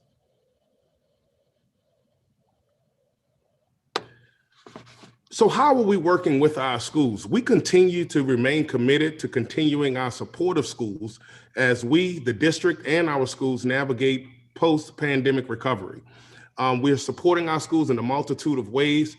Just at this very moment, on today with the Mayor's Office of Youth and Families, our team is teaming up to host a summer programming showcase that's connecting partner organizations who have capacity to support with summer activities to our schools who are looking to enrich opportunities for their students.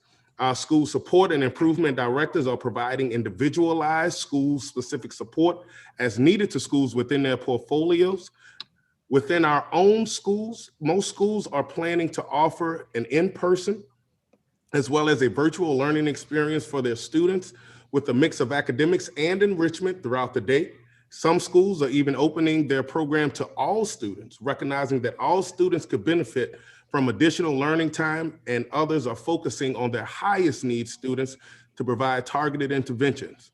Now, we talked about the stimulus dollars, and schools can use those stimulus dollars to fund summer programs, and many are choosing to invest in high quality teachers, partnerships, and transportation.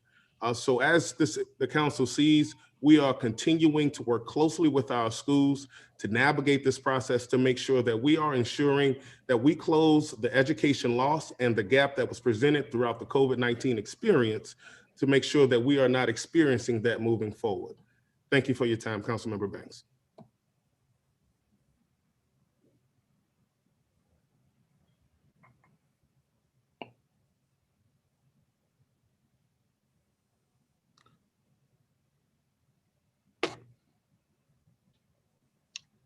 Is that the presentation? Yes, sir. Okay. That Colleagues, my apologies. Colleagues, do you have any questions? Councilmember Banks? Yes, ma'am. I do, and thank you all so much. I want to thank Superintendent Henderson for y'all coming out here and doing this. You know, today's been a day of talking about children and programming for them, and you know what goes along with that too is you know, the accountability of funding and our priorities and where they're going. And I just really feel like it's important enough to bring to the entire council coming into this summer. I think everyone is very concerned that many of our children have been left out of this recovery, right? And they have been detrimentally left out of learning. And a lot of schools, from my understanding, can't even find up to 20-25% of their students. And so I think these coming summer months are going to be incredibly important in terms of finding programming for our kids, right? And I'm not just talking, you know, just education, but enrichment I think is going to be super important for these kids that were, you know, on lockdown for so many months, right? And not having resources. So that's really the intent of why I really wanted y'all to come today in front of the entire council so that we could have this conversation. So one of my follow-up questions is, the school board, OPSB, is then, from what I understand, I heard, is anticipating what, $26 million for the 6 schools that they control? I'll defer to Mr. Gay. 1 second.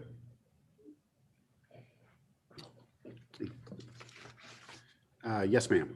That's our current allocation for schools to plan around right now. Those applications are due back to the Department of Education by April the 30th. And so in addition to that $26 million, you're also going to be receiving $5.5 million to administer the $26 million? Within that allocation, there's about a 25% indirect cost rate associated with those funds. And so that's where that $5 million comes from, out of the total. Oh, okay, out of the total. So the federal government sets a 25% administrative fee? For these, typically like with Title I and some of the other grants, you tend to see about a 6 to 7% indirect cost rate, but it's much higher. Why so high? It's the rate that was determined and passed on for these. But that doesn't necessarily mean that y'all have to utilize the 25% for administrative costs. Correct, and we would only draw what's reimbursed. So we don't get any of those dollars unless we process the reimbursements. And so are you asking or partnering to ensure that could you please list out all 6 of those schools and whether or not they're going to be having summer enrichment programs?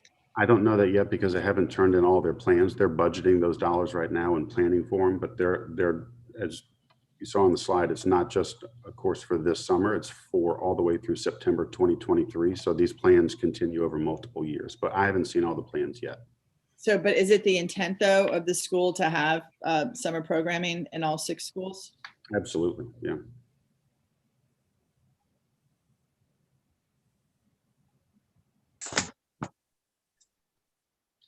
And then what type of, you mentioned April 22nd in terms of having a list of programs or a list of other partners. Can you elaborate on that? So is that how the school board is partnering with all the other schools? I know we're a fractured system, right? So Sure. exactly, could you elaborate a little bit more on that for me, please? Yes, just one moment.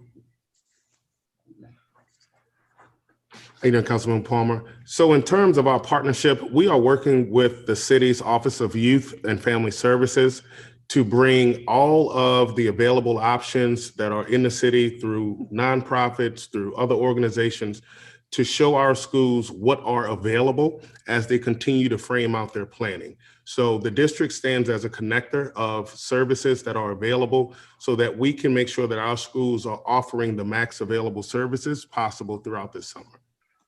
Okay. And then does the school system have a reserve fund balance as well? Well, Councilmember Palmer, we do have a fund balance, but as you know, those funds are tremendously restricted and for emergency circumstances. Okay.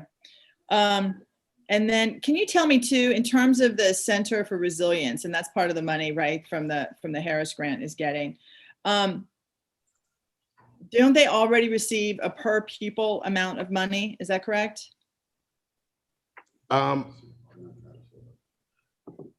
Yes, they do. And how much is that? I'm not familiar with that, but I can circle back to you on that particular question. Okay, thank you so much. Yeah, the Harris funding is only a portion of that. Right, it's only $500,000. So what is that? What is that money used for within the Center for Resilience? Because I know it's an incredibly important program. Yeah, I'll defer to Dr. Lewis. Yeah, so even as you asked about the allocation for Center for Resilience, again, many of our schools have several hundred of students. The Center for Resilience has a very, very small population and some of our most vulnerable students. And so even if we just pause for a moment, and I can just briefly speak about a student that may be attending one of our other schools, and they may have some severe exceptionalities. As we do our funding formula, a particular school may receive about $20,000 for a child because of the exceptionality and the cost it will be associated to make sure that we educate that student.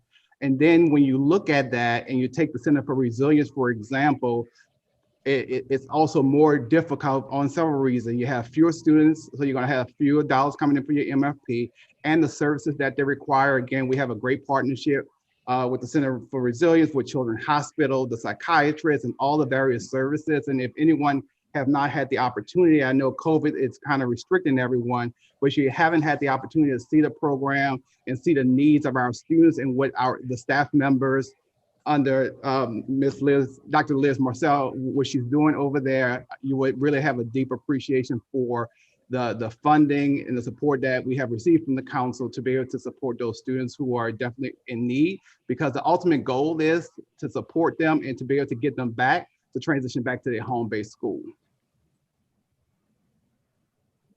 Okay, thank you so much. Other council members? Can I just piggyback on that for a minute? Dr. Henderson Lewis, for the Center of Resilience, so how long do they actually stay there? You mentioned that they're there temporary and then they move back to their main school. Right. So again, as we talk about some of our most vulnerable students, it's based on the assessment of each individual student and their needs to make sure that when they are able to transition back to their home-based school, that they can be successful and continue in the school building with their peers. So it varies from student to student based on their exceptionalities, their IEPs, and what overall is needed to support them so that they can transition back to a home-based school. What would you say the average days that they spend there at the Center for Resilience? I don't have that information with me today, but for You don't many have of the our number of students too? I will say it's a very extended period of time, because what has happened Their home-based school has actually tried many interventions to support this student before they actually have been given the opportunity to attend the Center for Resilience, and even before they can many times work on the things that we normally work on in school, the English, the math, the science, and those things there. They have other skills that they have to focus on so that the student can actually focus to be able to do his or her work. So again, I know with COVID, it's a very tough time for individuals to be able to go into buildings, but if you haven't had the opportunity to see that program up and running and also see how the educators there are working with our students, and it's truly a full wraparound, because again, we all know that years ago, for mental health, we had a hospital, we had all these services, and so in the absence of this, the school system, RSD at that time, and the city council came together to say that we know that this service is not being provided in our community, and mental health is a need, and the hospital has been taken away a long time ago. And for student need to be even hospitalized, they have to go all the way to, I believe, North Louisiana. And so we actually have programming here to support our students and not have to have them be sent out of the city of New Orleans to receive services that they so rightfully deserve and need. Yeah, I'll make sure that I follow up for a site visit. Yes, that would be great. Yeah, and then another question I wanted to ask, how can a nonprofit organization, who do they should reach out to the school system if they wanted to partner up with a school in their community? School building. Certainly, Justin McCark on my team, who we just heard from, who oversees our external affairs and partnerships, would be definitely the initial person to contact, for them to have contact with. Okay, great. Thank you.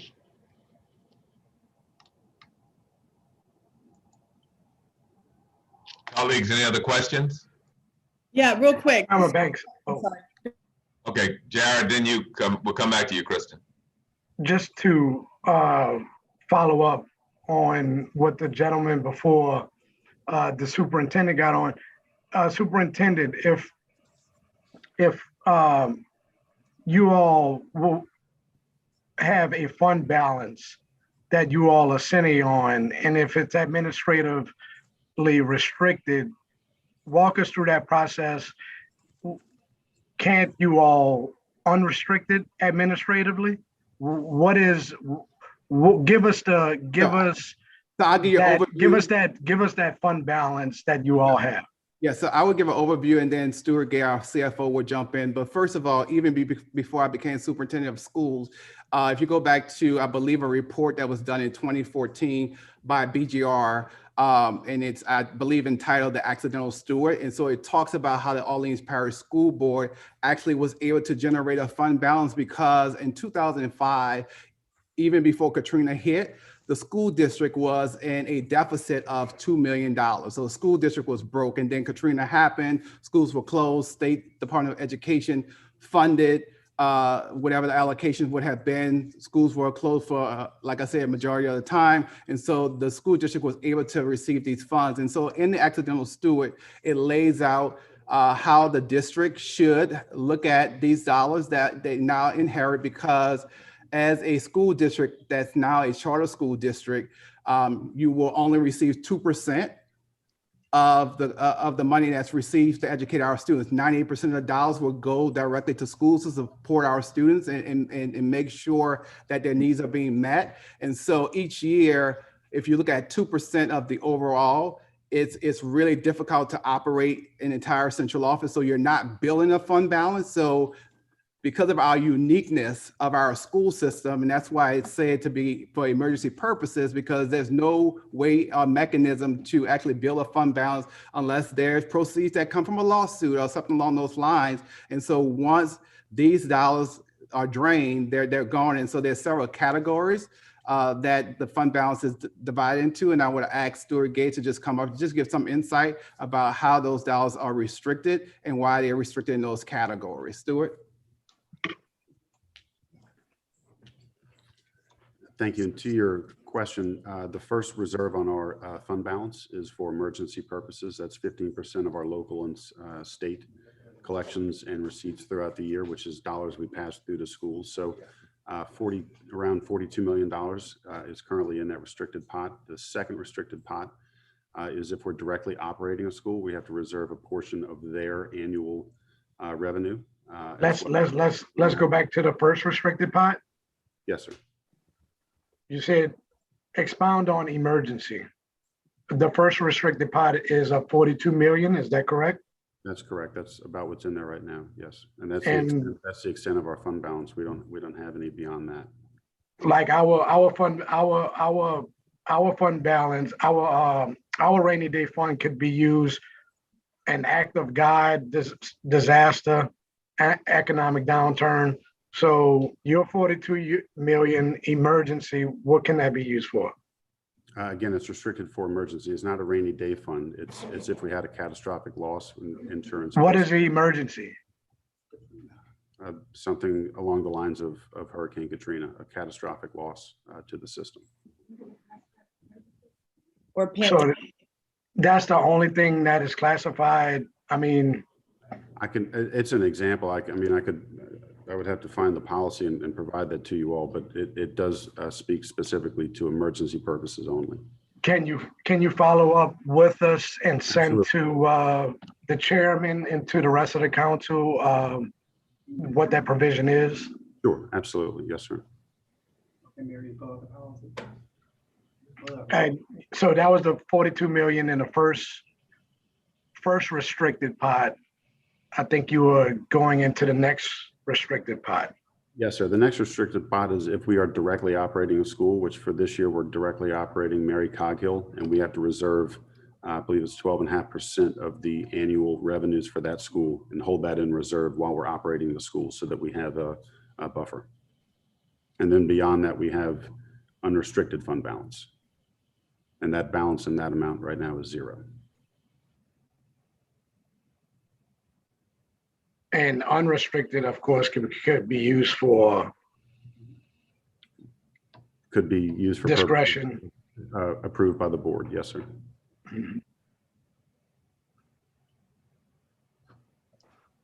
All right, that's all I have. Councilmember Palmer.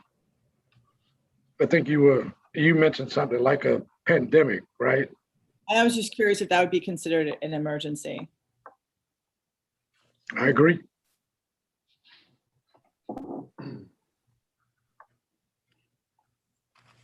Well, I'm not sure the question was for you to agree, Jared. I'm thinking you should be talking to the school board guy. Is the pandemic an emergency? I agree with you, Chairman, too, but that was comment. Yes, and last year there was a $5 million board-approved amount, which funded the initial purchase before schools received an allocation of relief funds for PPE, computers, hotspots, and other things to deal immediately with the issue.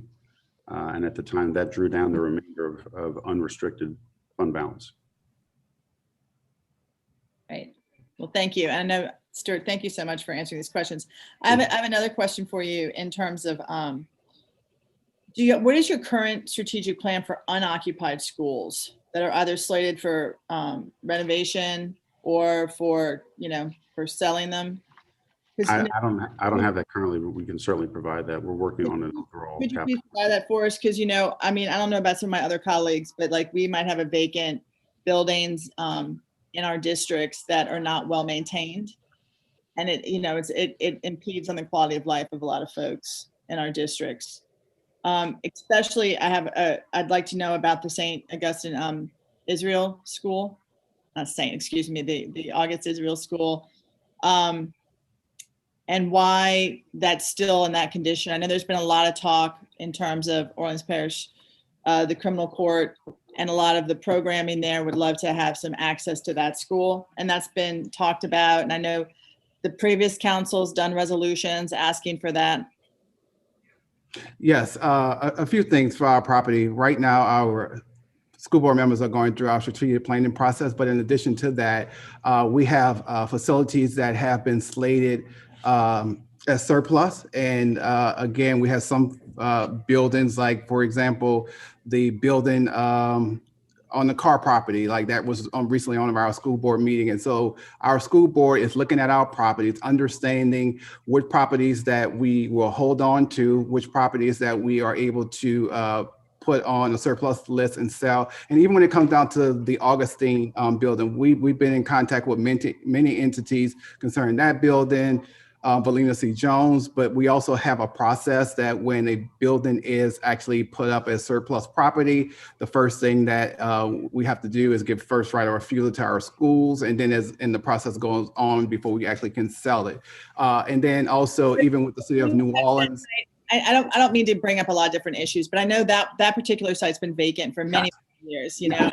And I will say, as we deal with, like even with the city of New Orleans, with swapping properties, and even the Augustine has been in discussion for various things along those lines as well. So again, I just wanted to say today, as you asked a question around facilities and vacant property, that the school board, they're looking at all the vacant properties that we have, and also have been Tiffany Dalcour, who's on my team, our chief operating officer, is in contact with representative from the city, and being able to talk about properties that we have in different interests. So again, it's a process, and at the appropriate time, we actually can, provide an update on those things as well. And if you have a property that you have a concern in your district that is not being taken care of, please let us know, because we do have team members who actually goes to those individual properties for the upkeep. And so if there's a concern, please let us know. Very well. But I think that would be great. Councilmember Banks, I think it's going to be great to have them at your committee in terms of a plan for a lot of these school buildings. We can get that on the next community development agenda. Yes, ma'am. Whenever you're ready, Superintendent, with that plan, with that strategic plan. I do think Councilmember Banks and I share a passion for affordable housing. A lot of these buildings, as you know, weren't really put out correctly. We didn't get some of that. And then there's some other issues around there, especially the one at Tulane and Broad. I know the judges for many years have needed additional space. And so, really great other programming that would love to take advantage of that site as well. And then my last question is, so our understanding is that the money's already been allocated, the $1.5 million, is that correct? And expended for what was requested?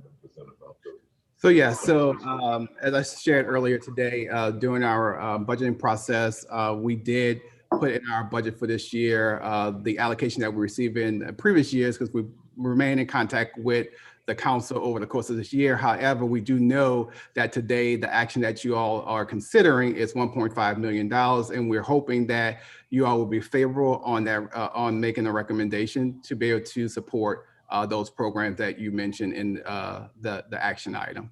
So these programs are obviously very important on many different levels, right? I've personally toured the Travis Hill School and seen the resources there, and I understand how important it is. And obviously, the way you discuss them, it appears that it's very important to y'all to continue to fund them. So I guess my next question is, will this be built into next year's school budget?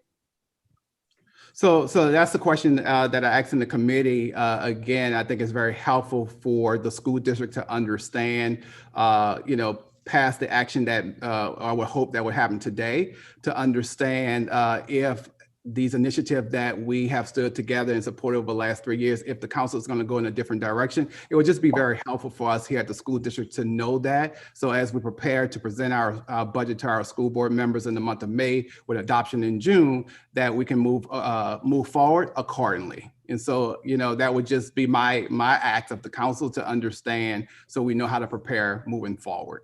But I would just think, again, and I can't speak for my entire council, right? I'm just one vote. Councilmember Banks is one vote, but I do know that this council over the years has been really trying to put more effort within early childhood education. And I think that there is a consensus. I don't know where that consensus will be next year or the year after that, but I would hope that you would just build the $1.5 million into your own budget next year and allow the council to make that determination when it gets to it, as opposed to having to just kind of be reactionary.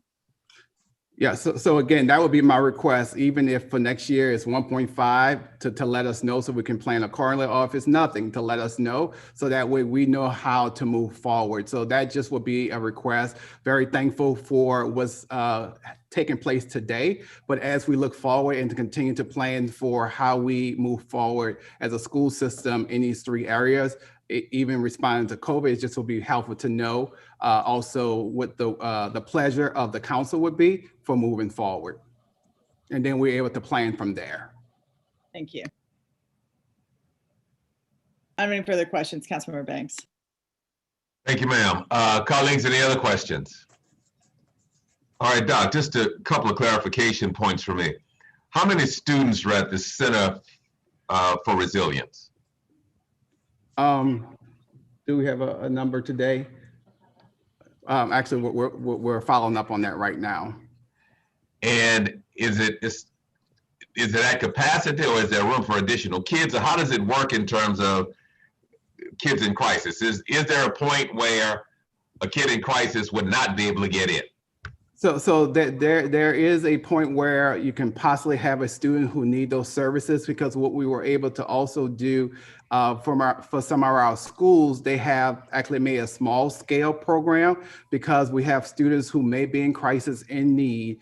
And again, even when you have the opportunity to see the program in there, because of a student's exceptionality and need, he or she may only be able to be in a classroom alone without any of other students, because they may be violent or something along those lines. So again, that's why I shared today. I hate that the fact that we're in COVID and can't give everyone a firsthand account to see the wonderful things that our educators are doing to support our students in need. But again, to answer your question, yes, it could be a point where there are additional students that are being identified and may have to actually be on a waiting list, if you would, because they only can take so many at this time. They have 45, and is that capacity? Yeah, so they have 45 students, and they are currently at capacity at this time. So that's totally a direct answer to your question. So what happens to 46?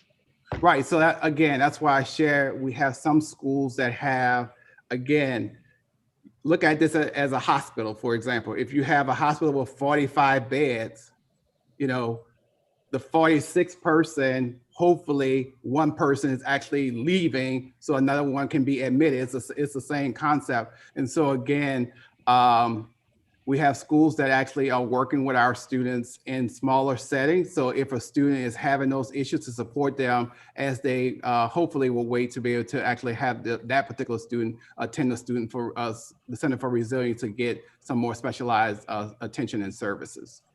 And in a school system of our size, is 45 beds the norm, or are we high, or are we low, or how does that look?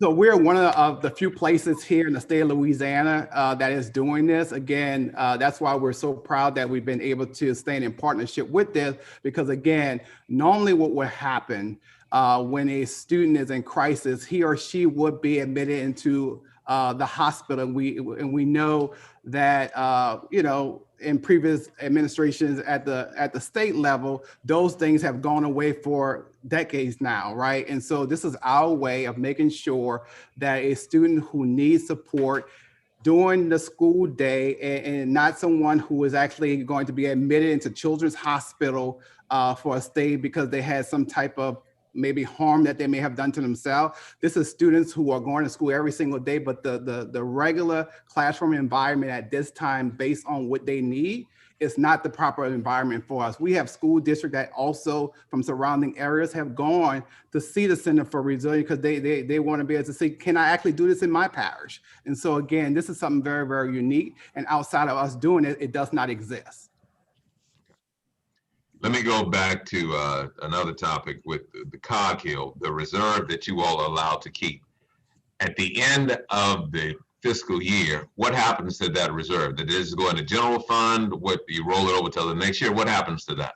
So usually what happens when we run the school, so Cog Hill, or when we actually took over Edgar P. Harney in the middle of the school year, there's usually a deficit where you will not have enough money to operate the school based on the dollars that that particular school is bringing over. And so that's why the policy have it. So if we have to take over a school, that while we're operating the school directly, to make sure that the funds that will be needed would be available. So what happens when we took over Cog Hill, and if we need an additional $500,000, then the school board is able to approve that allocation. So those kids, even in the midst of a transition, will not be getting less services because of a takeover.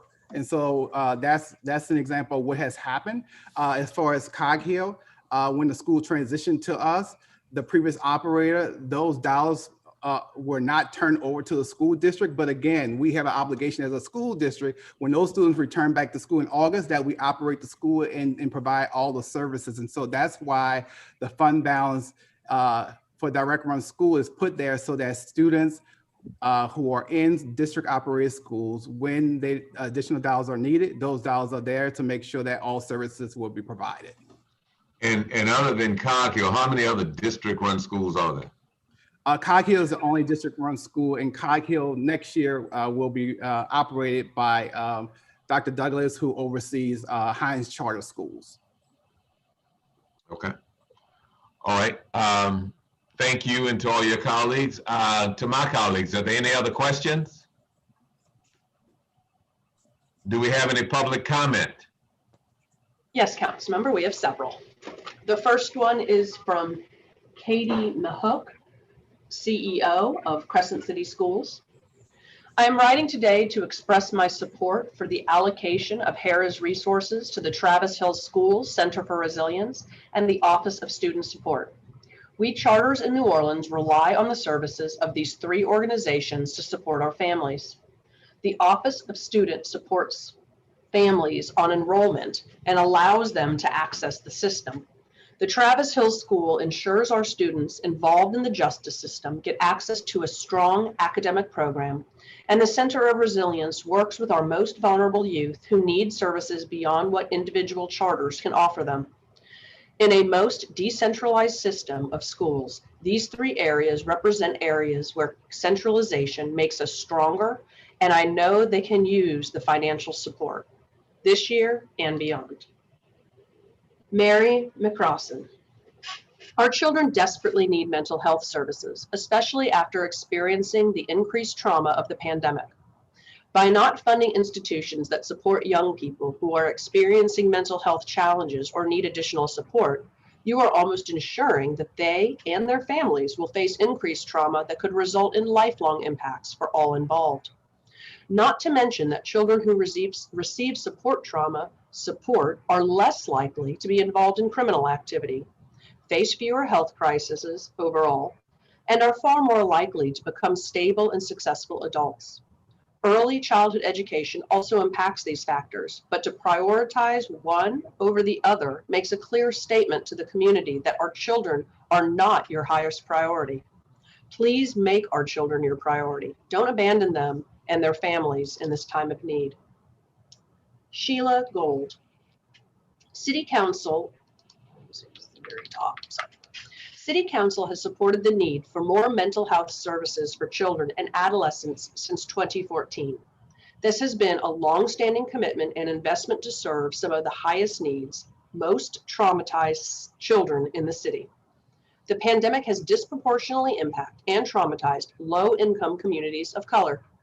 As children return to school regularly, we anticipate, and initial national data suggests, public school children in New Orleans will demonstrate higher rates of trauma and the need for additional support and intervention due to trauma-related food insecurities, housing instability, unemployment, and exposure to COVID-related illness and death in our community. The council itself recognized the need to increase support for mental health and trauma-informed programming after the Advocate NOLA.com series on, quote, the children of Central City, end quote. This report and the ensuing IWES study found that young people in New Orleans report depression at 2 times the national rate. 51% of the young people surveyed reported they worry about violence. 54% reported experiencing the murder of somebody close to them. The New Orleans Children and Youth Planning Board master plan states, quote, New Orleans in particular struggles with rampant childhood trauma, poor access to quality physical and mental health services, and low education ratings, end quote.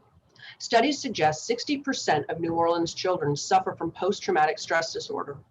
Children in New Orleans experience incidents of rates of trauma and toxic stress at levels that far exceed those of their peers nationwide. Yet, although approximately 10% of students with behavioral disabilities are served outside typical school settings nationwide, just 0.4% of Louisiana students attend alternative settings, highlighting the absence of appropriate placements. Today, CFR is the only therapeutic day program in the state of Louisiana and is a partnership with Tulane University Medical School, providing clinical, medical, and academic interventions with the goal of children building the skills to transition to their home schools. CFR serves to their home schools. CFR serves children who have experienced significant trauma and have related mental health needs that cannot be addressed in a school setting. CFR has impressive results. Over 80 children served, over 50 local education agencies as partners, 86% of children successfully build the skills to transition successfully to a school setting, 60% reduction in hospitalizations for behavioral health crises over time, 100% of parents and families are satisfied with the services from CFR. Implements evidence-based, trauma-informed, and racially sensitive programming, including therapeutic crisis intervention in schools, Cornell, and preventing long-term anger and aggression in youth, UPenn, the only intervention designed specifically for African American youth with behavioral challenges. Children at CFR are building the skills to manage stress and conflict, meaning that long-term, this work is a violence reduction initiative. It ensures children have the coping skills to avoid the kinds of conflicts that lead to incarceration, meaning this is a short-term investment that avoids long-term societal costs. CFR has received local and national media attention, including coverage on CNN and the Hirschner Report. And its first article was recently selected for publication in a book to be released later this spring. The council has funded this program using Harris dollars since 2014. 2014 through 2017, 16 to 20 children per year. 2018 to 2019, 1.3 million, 24 children per year. 2020, $0 from Harris. 32 children per year, but lack of funding plus COVID impact meant layoffs and program suspension. Thank you for your consideration. Rachel Policio. Because the structure, she represents Arise Network, but is not paid representative. Because the structure of New Orleans public schools, students who desperately need services provided by CFR or Travis Hill often do not receive these services due to contracted costs. Funding can assist with ensuring cost is not a barrier to students accessing the medical management, psychological, and psychiatric care that they require. There is significant and under documentation of need due to the historic brain drain that occurs in the city in response to Hurricane Katrina, and funding can also assist in increased community awareness and training, especially in times of COVID and the higher and underreported rates of trauma. Funding should not be cut, but rather expanded to support the mental health of our youth. Initiatives should be explored so that the city of New Orleans does not have to choose between funding mental health support of our youth and families and early childhood education. Early intervention will support students and be a great long-term investment. However, we cannot overlook the current need for social, emotional, mental health, and reintegration support. I am happily available to be a part of any team to support both endeavors. Jeff Sheener. Hi, my name is Dr. Jeff Sheener. I am a school psychologist and director of student support services at LCS in New Orleans. I am submitting a comment in support of NOLA Public Schools' request for continued educational funding through Harris Casino's dedicated educational funding. These funds have been traditionally used to support programming at Center for Resilience, and the district is requesting these funds be used to support CFR and Travis Hill School. I have worked in our city schools since 2013, and the need for specialized programming that is offered by these programs cannot be overstated. The New Orleans Children and Youth Planning Board Master Plan states, quote, New Orleans in particular struggles with rampant childhood trauma, poor access to quality physical and mental health services, and low education ratings, end quote. Studies suggest 60% of New Orleans children suffer from post-traumatic stress disorder. Children in New Orleans experience incidence rates of trauma and toxic stress at levels that far exceed those of their peers nationwide. Yet, although approximately 10% of students with behavioral disabilities are served outside typical school settings nationwide, just 0.4% of Louisiana students attend alternative settings, highlighting the absence of appropriate placements.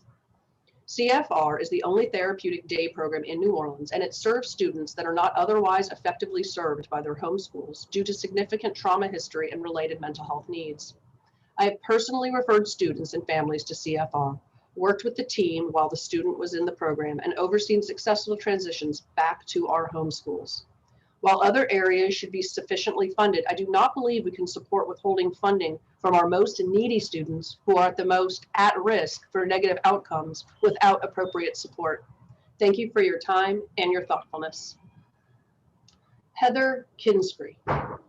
She is representing Louisiana Center for Children, noting she is not a paid representative. I am one of the social workers interviewed in the NOLA.com article, Children of Central City, about trauma among youth in New Orleans. I then testified in front of the City Council in August of 2018 about youth, trauma, and the juvenile justice system. People always ask me, what should we be doing? How can we make things better? Here is one answer. Fully fund NOLAP's request for $1.5 million to support their contract with the Center for Resilience and the Travis Hill School. Travis Hill School and Center for Resilience Education Children in New Orleans and the New Orleans public schools are not equipped or able to educate. They provide high quality, trauma-informed mental health and academic programming for extremely vulnerable youth. This work is not being done by others. We desperately need these programs. Before these programs existed, my clients had little to no access to therapeutic programming in the community or in custody, and usually would just end up kicked out of school or not educated at all. When this happens, and it happens far too often, it does not serve the child or this community. The need for therapeutic programming for children with a history of trauma has only increased since the beginning of the COVID pandemic, which has created many additional trauma stressors on children. Programs like Center for Resilience and Travis Hill School help to ensure that children get the high quality mental health services and academic interventions they need in these most difficult times, which can in turn decrease system involvement, prevent recidivism, and make our community safer overall. I ask that the City Council fully fund NOLAPS so they can support their contract with the Center for Resilience and the Travis Hill School. Gray S. Parker. I fully support the request of NOLAPS to restore the HERA's funds to the Center for Resilience in Travis Hill School. The CFR not only provides federally required treatment and education to highly disturbed children, each child in their care represents a classroom that has been relieved of a chronic, at times totally disruptive influence so that all children can learn. CFR needs all the funds it can get, and the need for their services greatly exceeds its capacity. Renee Saliha. When this council unanimously voted to expand the curfew last month, you heard over 30 public comments imploring you to invest in things kids need to thrive, rather than in more policing and punishment. Although he supported the ordinance, Councilmember Banks responded by saying, quote, "We will never arrest our way out of the crime. Things like early childhood education, like increasing minimum wages, like programs that give our youth opportunities is what's actually going to make a difference. And I want to work with you to make sure we make those kinds of opportunities more realistic and put them into place," end quote. With all due respect to Councilmember Banks and your colleagues, now is the time to put our money where your mouth is. Trauma and mental health treatment prevents crime. Quality education prevents crime. This is what Travis Hill and the Center for Resilience provide, and they do it for the kids most likely to come through the justice system. Please invest in our kids and fund these programs. Aaron Clark Rizzio, Louisiana Center for Children, noting he is not a paid representative. In my capacity as the executive director of the New Orleans Center for Children's Rights, LCCR, I am writing to express LCCR's strong support for NOLAP's request for continued educational funding through Harrah's Casino for the Center of Resilience, CFR, and Travis Hill School. These schools provide crucial academic and mental health services to the city's highest need students, including students who are in juvenile detention, those who have recently been released from custody, and those who are involved in the juvenile justice system and living in the community.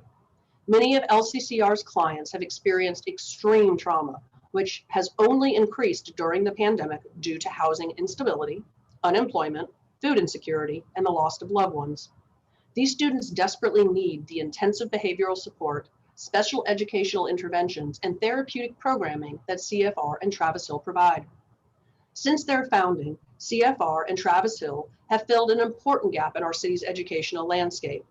Before these two schools opened, there were few opportunities for our clients to receive intensive mental health and therapeutic programming in custody or upon release. Children with the most serious mental health needs and trauma histories were left without the services they need to learn how to grow in a stable and supportive environment.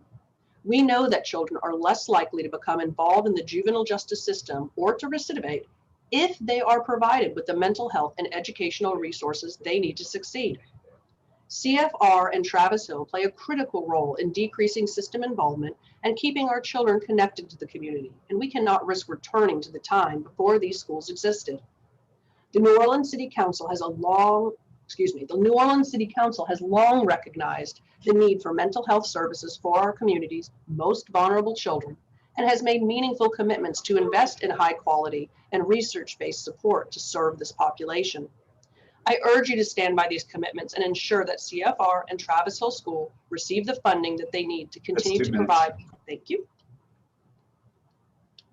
Jennifer Coco. She is representing Center for Learner Equality, noting she is not a paid representative. The Center for Learner Equality expresses strong support for the motion by Councilmember Banks allocating funds to the Orleans Parish School Board for critically important services provided by the Center for Resilience and the Travis Hill School. We are a national nonprofit organization dedicated to ensuring that students with disabilities have equitable access to a high quality public education. Our local policy manager, Jennifer Coco, is based in New Orleans and leads a multi-year project to improve the availability of high quality services for New Orleans youth with disabilities in coordination with the Center for Resilience and the Orleans Parish School Board, amongst other providers. With our deep understanding of the profound needs of New Orleans youth in schools, we urge City Council to pass this motion for funding. The existence of both organizations is the culmination of years of advocacy to ensure the provision is effective, high quality, evidence-based care for youth with significant behavioral health needs and/or justice system involvement. The failure to grant the requested dollars jeopardizes the sustainability of both organizations, in turn jeopardizing services for young people that serve as violence reduction initiatives. Investing in both programs is a dual investment in services that prevent incarceration and reduce recidivism for justice-involved youth. We were present in chambers for the City Council's 2018 hearing on the AdvocateNOLA.com's Children of Central City series, and we appreciated City Council's commitment to increasing support for youth, mental health, and trauma-informed programming. The New Orleans Children and Youth Planning Board's master plan reminds us that 60% of our youth suffer from post-traumatic stress disorder, and that children in our city experience rates of trauma and toxic stress at levels far exceeding their peers nationwide. Our youth and our communities need the Center for Resilience and Travis Hill School and the important services that they provide. The profound loss, was that 2 minutes? Yes. Thank you. Adam Mining says that he is representing Success at Thurgood Marshall Charter School, noting he is not a paid representative. I strongly support the continued financial support of the Center for Resilience. I've been in public education in New Orleans since 2000 and have been a school principal for 11 of those years. The work of CFR is critical work for the support of our school and for meeting the needs of some of our most at-risk kids in the city. Please continue to support mental health needs for our kids. The results of CFR speak for themselves. This is the right use of these funds and is making a real difference for school communities and individual kids and families. Kate Geis. I am writing in strong support of NOLAP's ask for $1.5 million in Harris funding for CFR and Travis Hill. As a former staff member of over 4 years, I have seen the lives of children, their families, and our staff change significantly because of this thoughtful, consistent work that the Center for Resilience does. In the years that Harris funding was available, every year before this one, where they needed it most, I saw every penny put to good use with an incredibly talented, multidisciplinary staff and a beautiful therapeutic curriculum. A therapeutic model like the one CFR has designed is expensive and yields results for small number of students. This much is true. However, when you enter the environment, you can see funding going to excellent use. The building is warm and loving, both in appearance and in the deliberate actions of every staff member inside. Early childhood should absolutely become a focus, and perhaps with billions in ESSER3 funding arriving at Louisiana schools soon, each of NOLAP's campuses can make new allocations to allow access to what is arguably one of the best interventions and investments possible in a student's lifetime. As part of its student recovery plan, ESSER funding should be used for early intervention. Center for Resilience, not being an LEA, however, does not have direct access to relief funding through ESSER or subsequent COVID-19 relief packages meant for LEAs and SEAs. They rely on dollars, like those from Harris, to continue to do great work. However, without Harris funding helping to cover a large portion of CFR's dynamic funding structure, which includes partial pay from each of its over 50 LEA partners, I fear that CFR may not exist. Already, it has had a difficult year without it. Center for Resilience is there for every student who has less than a linear, likely more traumatic path through not only schooling, but their childhood. That's 2 minutes. Thank you. Stacy Overstreet. I am writing in support of continued funding for the Center for Resilience. As the City Council recognized in Council Resolution R-18-344, childhood trauma must be addressed in New Orleans. CFR serves children who have experienced significant trauma and have related mental health needs that cannot be addressed in a school setting. Their service will be even more important as students return to school in August. The pandemic has disproportionately impacted and traumatized low-income communities of color. As children return to school regularly, we anticipate, and initial data suggests, public school children in New Orleans will demonstrate higher rates of trauma and the need for additional support and intervention due to food insecurity, housing instability, unemployment, and exposure to COVID-related illnesses and death in our community. Tanya Bryant, representing Renew Schools, noting she is not a paid representative. I would like to express my support for the Center of Resilience and the Travis Hill School and urge the City Council to appropriate $1.5 million of the Harris Fund dollars to continue to support these programs. Funding these programs will continue to provide the necessary support for some of the highest need and most traumatized children in the city. As an educator with a population of students over 95% free and reduced lunch, I know that the pandemic has disproportionately impacted and traumatized low-income communities of color. As our children have returned to school and they continue to return to school next year, we know that additional support is needed, and now is the time to be expanding programs such as the Center for Resilience and fully funding them. The Center for Resilience is an asset and necessity for the children of New Orleans, and I implore you to continue to fund this program. Charles Zina, Tulane, representing the Tulane Child and Adolescent Psychiatry, noting he is not a paid representative. I am a fierce advocate for early childhood funding, but CFR provides essential services for severely traumatized youth in our city, and it needs to be fully supported by the Harris allocation. Rachel Gassert. I am writing in support of the NOLA Public Schools request for $1.5 million in funding to support their contracts with the Center for Resilience in the Travis Hill School. These are critically important services that the city cannot afford not to fund. When the council met in March and voted to expand the city curfew ordinance, council members stated the curfew enforcement was only one part of a larger strategy to address juvenile crime. and that there would be an effort to invest in education, mental health treatment, and other services, and support kids and families that need to support kids and families need to thrive. This is an opportunity to make good on that promises. The Travis Hill School has completely transformed education for children who are incarcerated pre-trial in New Orleans. Since the inception of the Travis Hill School, incarcerated children in New Orleans finally receive the education they are entitled to under state and federal law, and more kids than ever before are passing end-of-year exams and even graduating with their high school diplomas. Continuing this excellent education for our incarcerated children is absolutely critical so that when they are released, they are not missed out on their education during their period of incarceration.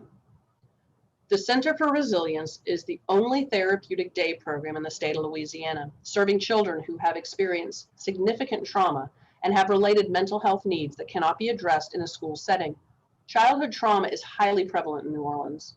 According to a survey conducted by the Institute of Women and Ethnic Studies, 1 in 5 children surveyed have witnessed a murder. 1 in 3 were witnesses to domestic abuse. 4 in 10 have seen someone be shot, stabbed, or beaten. That's 2 minutes. No, thank you. Jeffrey Fingerman. I wish to voice my strong support for full funding for the Center for Resilience. Now more than ever, our city needs the services provided by the Center for Resilience, as we know the pandemic has disproportionately impacted and traumatized low-income communities of color. My strong feeling is the council and school board should continue to use the Harrah's Casino dedicated education funding in support of the Center for Resilience. There are other needs in our city, such as funding for early childhood education, that should receive dedicated new funding. We should not take funds from one component of our educational safety net to pay for yet another component. Please continue to support the important work being done by the Center for Resilience. Joseph Neary. I would urge the council to allocate the Harrah's funding to the programming of Center for Resilience. The program provides vital services to the most at-risk and vulnerable students in the city of New Orleans. Its therapeutic program helps students in emotional crisis stabilize and return to regular programming once their emotional needs are met. I urge to support using the Harrah's funding for this program. Joseph Tate. In our decentralized school system, the services provided by NOLA PS affiliates, mainly the Center for Resilience, through the Harrah's disbursement, are critical to the success of our schools. Studies suggest 60% of New Orleans children suffer from post-traumatic stress disorder. Children in New Orleans experience incidents of trauma and toxic stress at levels that far exceed those of their peers nationwide. Yet, although approximately 10% of students with behavioral disabilities are served outside typical school settings nationwide, just 0.4% of Louisiana students attend alternative settings, highlighting the absence of appropriate placements. The pandemic has disproportionately impacted and traumatized low-income communities of color. As children return to school regularly, we anticipate, and initial data suggests, that public school children in New Orleans will demonstrate higher rates of trauma and will need additional support and intervention due to the trauma related to food insecurity, housing instability, unemployment, and exposure to COVID-related illnesses and death in our community. As a school administrator in New Orleans, my school developed a partnership with CFR very early on. We have seen firsthand how beneficial this program is to our students with the greatest needs. Partnering with CFR has helped us keep students out of hospitals, out of group homes, and likely out of prison. Students experiencing extreme trauma are often the most misunderstood students in our schools. They are calling out for help, and CFR has helped us provide them and connect them to the services they so greatly need. Lee Reed. The public education system in Orleans Parish is dependent on third parties providing services for students with high needs. The Center for Resilience is the key component of this function. I ask the council to fund this initiative with Harrah's funds to ensure the stability of the program. Ariel Test, noting that she is representing Louisiana Center for Children's Rights and not a PAGS representative. As an attorney who has worked with children and mental health diagnosis, and who has experienced trauma and incarceration, I cannot speak more strongly in support of CFR and THS and our city's need for specific funding of these programs. THS and CFR will fill crucial gaps for high-quality, research-based and trauma-informed mental health and academic programming for system-involved kids and kids who have experienced significant trauma. Before these programs existed, there were few opportunities for our clients to receive therapeutic programming in the community of mental health and education in school-based settings while in custody. We know that most kids in custody are returning to our community, and it is imperative that they have a quality opportunity to learn while there. THS provides that. Programs like CFR and THS help to ensure that children get the mental health services and school programs they need, which can decrease system involvement and prevent recidivism. Not only are these programs important, our community as a whole, they're important to some of the most vulnerable kids in New Orleans who deserve support. Maxwell Ciodoro. Please continue to support mental health and trauma-informed programming for young people in our public schools. The effects of the pandemic have only made this more necessary. Cutting funding now would be devastating. It is exactly the kind of programming provided by the Center for Resilience that actually gets at the root cause of broader public safety issues. Thank you. Laura Potts, noting that she is representing Encore Academy Charter School, but is not a paid representative. To the standing members of the City Council, my name is Laura Potts, and I am a practicing licensed Masters of Social Work and Encore Academy's charter school here in New Orleans. I am writing in support of the Center for Resilience Therapeutic Day School here in Orleans Parish. Mental health support in schools is my passion, and it is the reason I chose to pursue a master's in social work at Tulane. I have been working in NOLA Public Schools for 2 years and interned in Jefferson Parish Public Schools for 1 year. During this experience, I have come face to face with the immense amount of trauma and need present in New Orleans children. Studies suggest that 60% of children suffer from post-traumatic stress disorder. Children in New Orleans experience incidences of trauma and toxic stress at levels that far exceed their peers nationwide. Yet, although approximately 10% of students with behavioral disabilities are served outside typical school settings nationwide, just 0.4% of Louisiana students attend alternative settings, highlighting the absence of appropriate placements. Encore has referred students to the Center for Resilience since its opening. And as the school year comes to a close, I'm already prepared to double my referrals to them for the 21-22 school year. COVID-19 has put New Orleans families under more stress than ever before, and our children are feeling the effects. The Center for Resilience is crucial to Orleans Parish schools, and I ask you to continue to allocate funding from the Harris Foundation to them for the coming year. I recognize the need for increased early childhood education in the city, but I do not believe in depleting one necessary educational program to enhance another. Without CFR, the children with the most needs in public schools will be left unsupported. Please allocate the funds and know that all schools will benefit from you doing so. Thank you. Those are all of the comments for item 20. Thank you, Teresa. Colleagues, do you have any further questions? No, I don't have any questions. I just want to thank you, Councilmember Banks, for bringing this. I loved hearing the public comment. I just want everybody to know that this isn't an either or. This is about limited resources, and I think everybody understands the importance of both early childhood education as well as the work that both Travis Hill School does and Center for Resilience. This is all about looking at the money and seeing what makes the most sense for investment and how we can leverage all the existing resources that we have. And so I think I just want to get that out to answer some of the public comment, because we all appreciate what all of these different entities do and their importance of it. Unfortunately, New Orleans is in a situation where we do not have the amount of resources that we need. And we also know, Councilmember Banks, what you say all the time, if we invest in early childhood out the gate, it often prevents situations like we have to deal with later on in life. And so again, we're also talking about an entity that has $42 million in reserve funds, and how do we best leverage the monies so that all of our children can have not just a wonderful education, but also thrive and grow under very difficult circumstances. So thank you, Councilmember Banks. Colleagues, anyone else? Any other colleagues?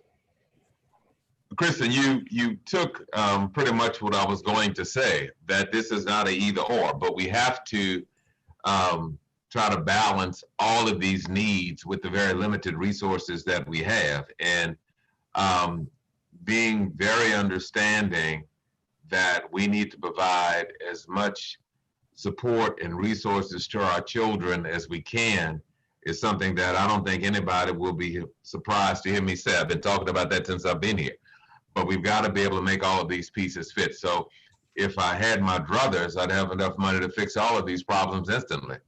But unfortunately, that's not the case. So with the limited resources we have, we've got to make the pieces fit. So I want to ask you all to please join me in supporting this allocation and be intentional on trying to find through all of the resources, not just city resources or potential tax dollars that may be coming from, I mean, if the legalization bill passes, there may be an opportunity to get some tax revenue from that or any other source, from sports betting, anybody else who we can find revenue from to provide resources for our children.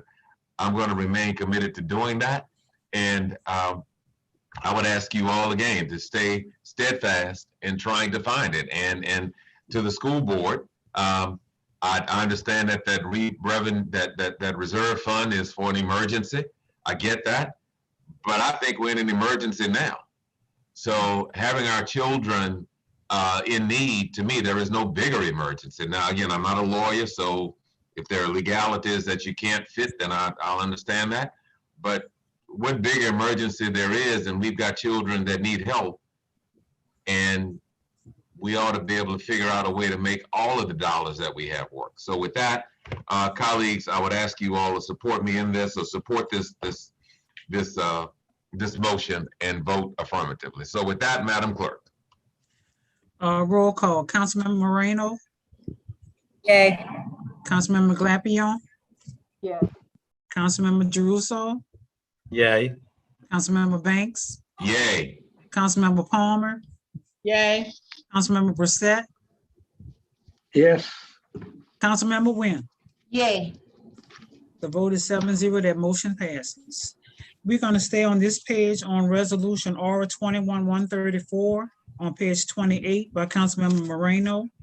A resolution in support of Senate Bill 173 relative to the administration of the motion picture production tax credit.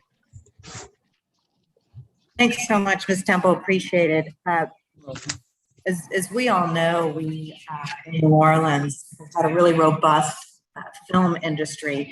In fact, New Orleans is ranked number 4 in the entire country for as far as film production cities go. So we know that it's an industry that has created thousands of jobs, not only in the city of New Orleans, but across the state of Louisiana. And actually, if you look at the productions that have happened across the state, we have had more than 2,500 film and TV productions happen in the state since the tax credit program for the film industry was created.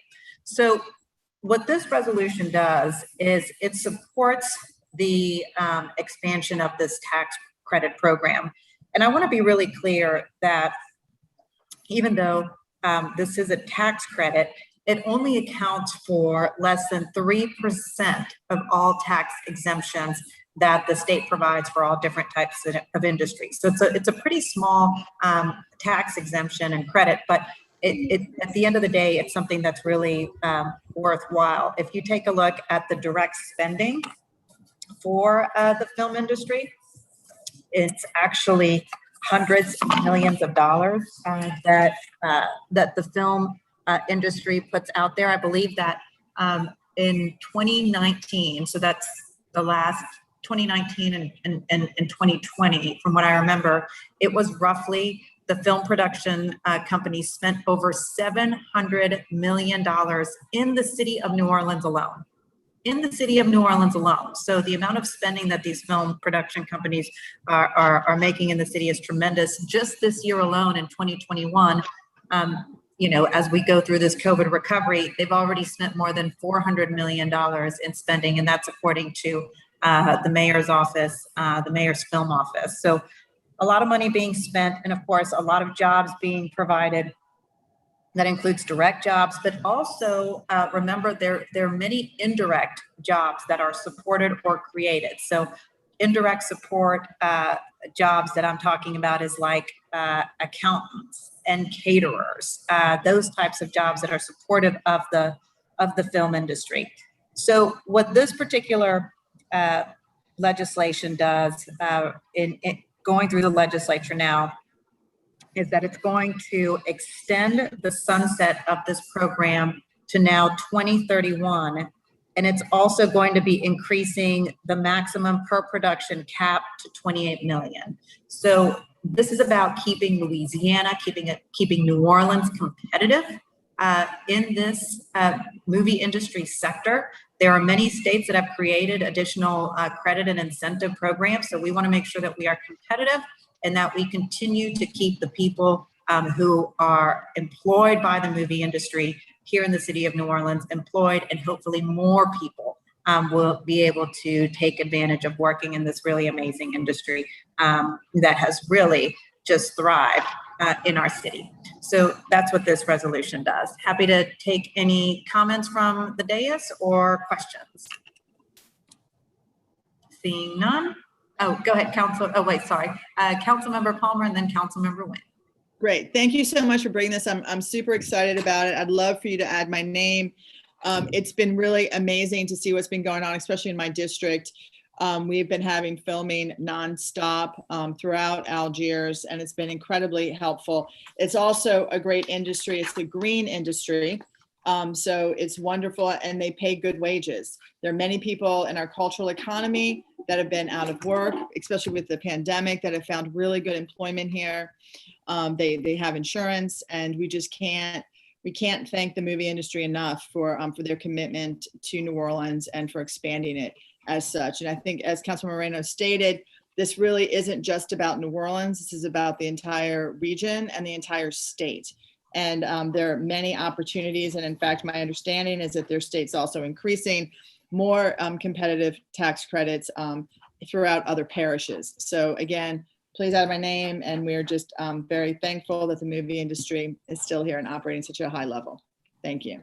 Thanks, Councilmember Palmer. If you could please add Councilmember Palmer's name, Ms. Temple. Thank you. Councilmember Wynn. Yeah, if you could also add mine too. And thank you, Councilmember Moreno, for bringing this resolution. As you guys know, in District E, we also have movie production company in our areas, and really exciting. You guys keep this to yourself, okay? Don't share this with nobody. I'm gonna be sharing this announcement to the public, but there is a company that is in Slidell that is moving to the east. I know what you guys are thinking. I thought the same thing too, but I'm just really excited. But this particular company, actually what they do is they build props for movie production companies. So Councilmember Moreno, as you talk about the bookkeeping, you know, the financial and everything, but there's other businesses that also benefit from the movie production credit as well. So I'm excited about this. You guys keep your finger crossed. We may have another movie production company coming to the east. So we're hopefully to announce it in three more months, but really exciting. And I definitely want to support where there's credit that is put toward job creation and really sustaining our community. So thank you. Councilmember Banks. Thank you, Madam President. I too would like to be added. I personally know people that have been involved in the movie industry here in New Orleans and in Southeast Louisiana that have been very, very, very much so appreciative of all of the business that has been generated. And it is not just the actors, it's the truck drivers, it's the caterers, it's the transportation people. It is a network of support services that are involved in the process. And this movie industry has created entrepreneurs from workers. And you had people that were working at an hourly rate that were able to transition to the point where they had people actually working for them. And I know one young man in particular who had a transportation company that he went from driving a van to having 4 people driving vans plus him. And I think that that is phenomenal. So at the end of the day, this kind of benefit to our community is something that is hard to duplicate. And we need to do all we can do to expand this so we can have many more entrepreneurs, many more private businesses, many more caterers and truck drivers and all those other makeup artists and craftsmen and all the other people that are involved in this process to benefit from it. So I hope that that the state will see fit to expand it even more. And obviously, we've got a natural movie set right here as the architecture of New Orleans is. You can do just about anything here. So we're a natural draw, and having it beneficial to them, and it creates jobs. I mean, it's just a no-brainer to me. So I'm glad to be a co-author and hope that that it will expand even more. So thank you. Thank you, Councilmember Banks. And I think this also goes to what we, the council, have really been advocating for, and that is, to not be so dependent just on our hospitality industry, to find ways to grow and support other industries within our city, and to bring new industries in as well. So I think that this all just goes in line to what we've been working on and advocating. Councilmember Brossette, I saw you come off mute. Thank you, Council President Moreno, and please add my name. And just to add to all of my colleagues' voices, this is a no-brainer. It's the movie industry. Louisiana is uniquely no place any other in the country, and we attract many people from all over the country to film and produce here. But what's important is a job creation for our own people here, because we know how to cook the food the best. We know how to act the best. We know how to we have the best makeup artists and production assistants and digital artists and so forth. So I thank Councilmember Moreno for bringing this forth, and glad to support it. Thanks, Councilmember Brossette. So Ms. Temple, it looks like we've got Councilmember Nguyen, Palmer, Brossette, Banks. Okay. And Glapion would like to be added as well. Okay, so are there any public comments on this? Yes, ma'am, we have one. Okay, thank you. It is from Trey Bouvant. As an expat that moved here after Katrina to help NOLA rebuild, I found my place in the film industry. It has allowed me to raise my daughters in the New Orleans public school system, buy a house, spend my earnings locally.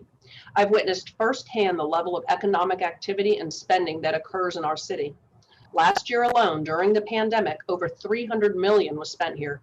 Please support this resolution as it ensures that the spending continues to positively affect our residents, small businesses, hospitality, and local government. That's the only comment. Thank you so much, Teresa. Appreciate it. So with that, I'll make a motion to adopt. Can I get a second, please? Second. Thank you. Appreciate it. Councilmember Drew. So Madam Clerk. Roll call, Councilmember Moreno, Yay. Councilmember Glapion. Councilmember Glapion, Yes. Councilmember Banks, You broke up. Who did you say? Councilmember Banks, Yay. Councilmember Palmer, You would Yay. annex your district. Councilmember Brossette, Yes. Councilmember Nguyen. Yay.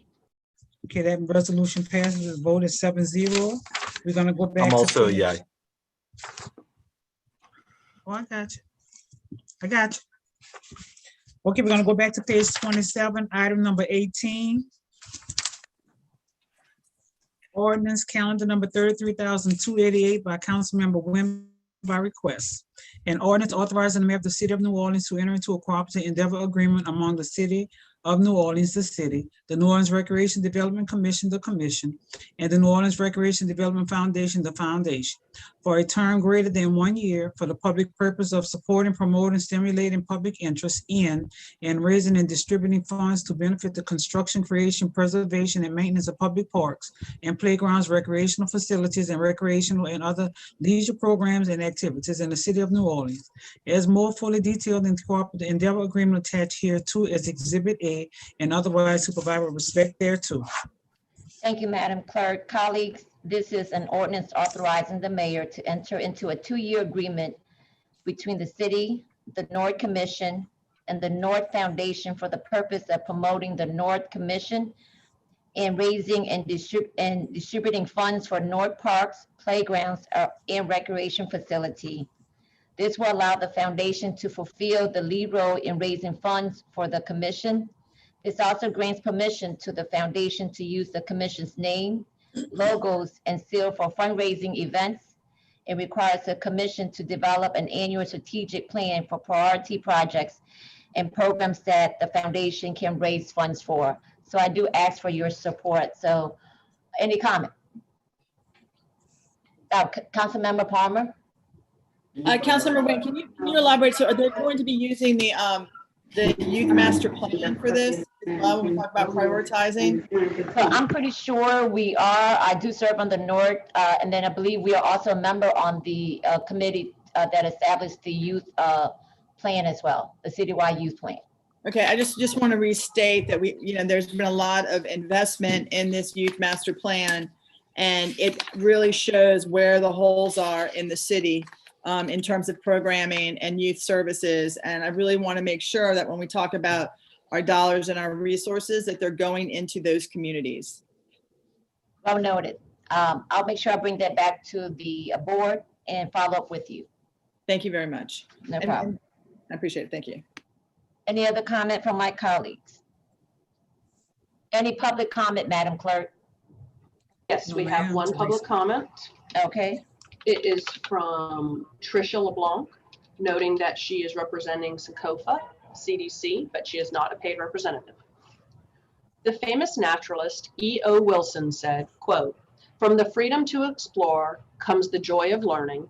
From knowledge acquired by personal initiative arises the desire for more knowledge. And from the mastery of the novel and beautiful world awaiting every child comes self-confidence," end quote. Every child deserves and has a right to experience nature as a touchstone at the heart of their growth and development. Research shows time and again that nature is the best teacher, companion, and healer for everyone, but its greatest impact seems to be on children. Exploring the outdoors, even in their neighborhood or backyard, can have lasting impacts on a child's physical, mental, cognitive, and social well-being. This Children's Outdoor Bill of Rights sends a message that New Orleans recognizes the value in outdoor experiences for children, and that the city believes that all children have a right to equitable access to the benefits of nature. That's the only comment.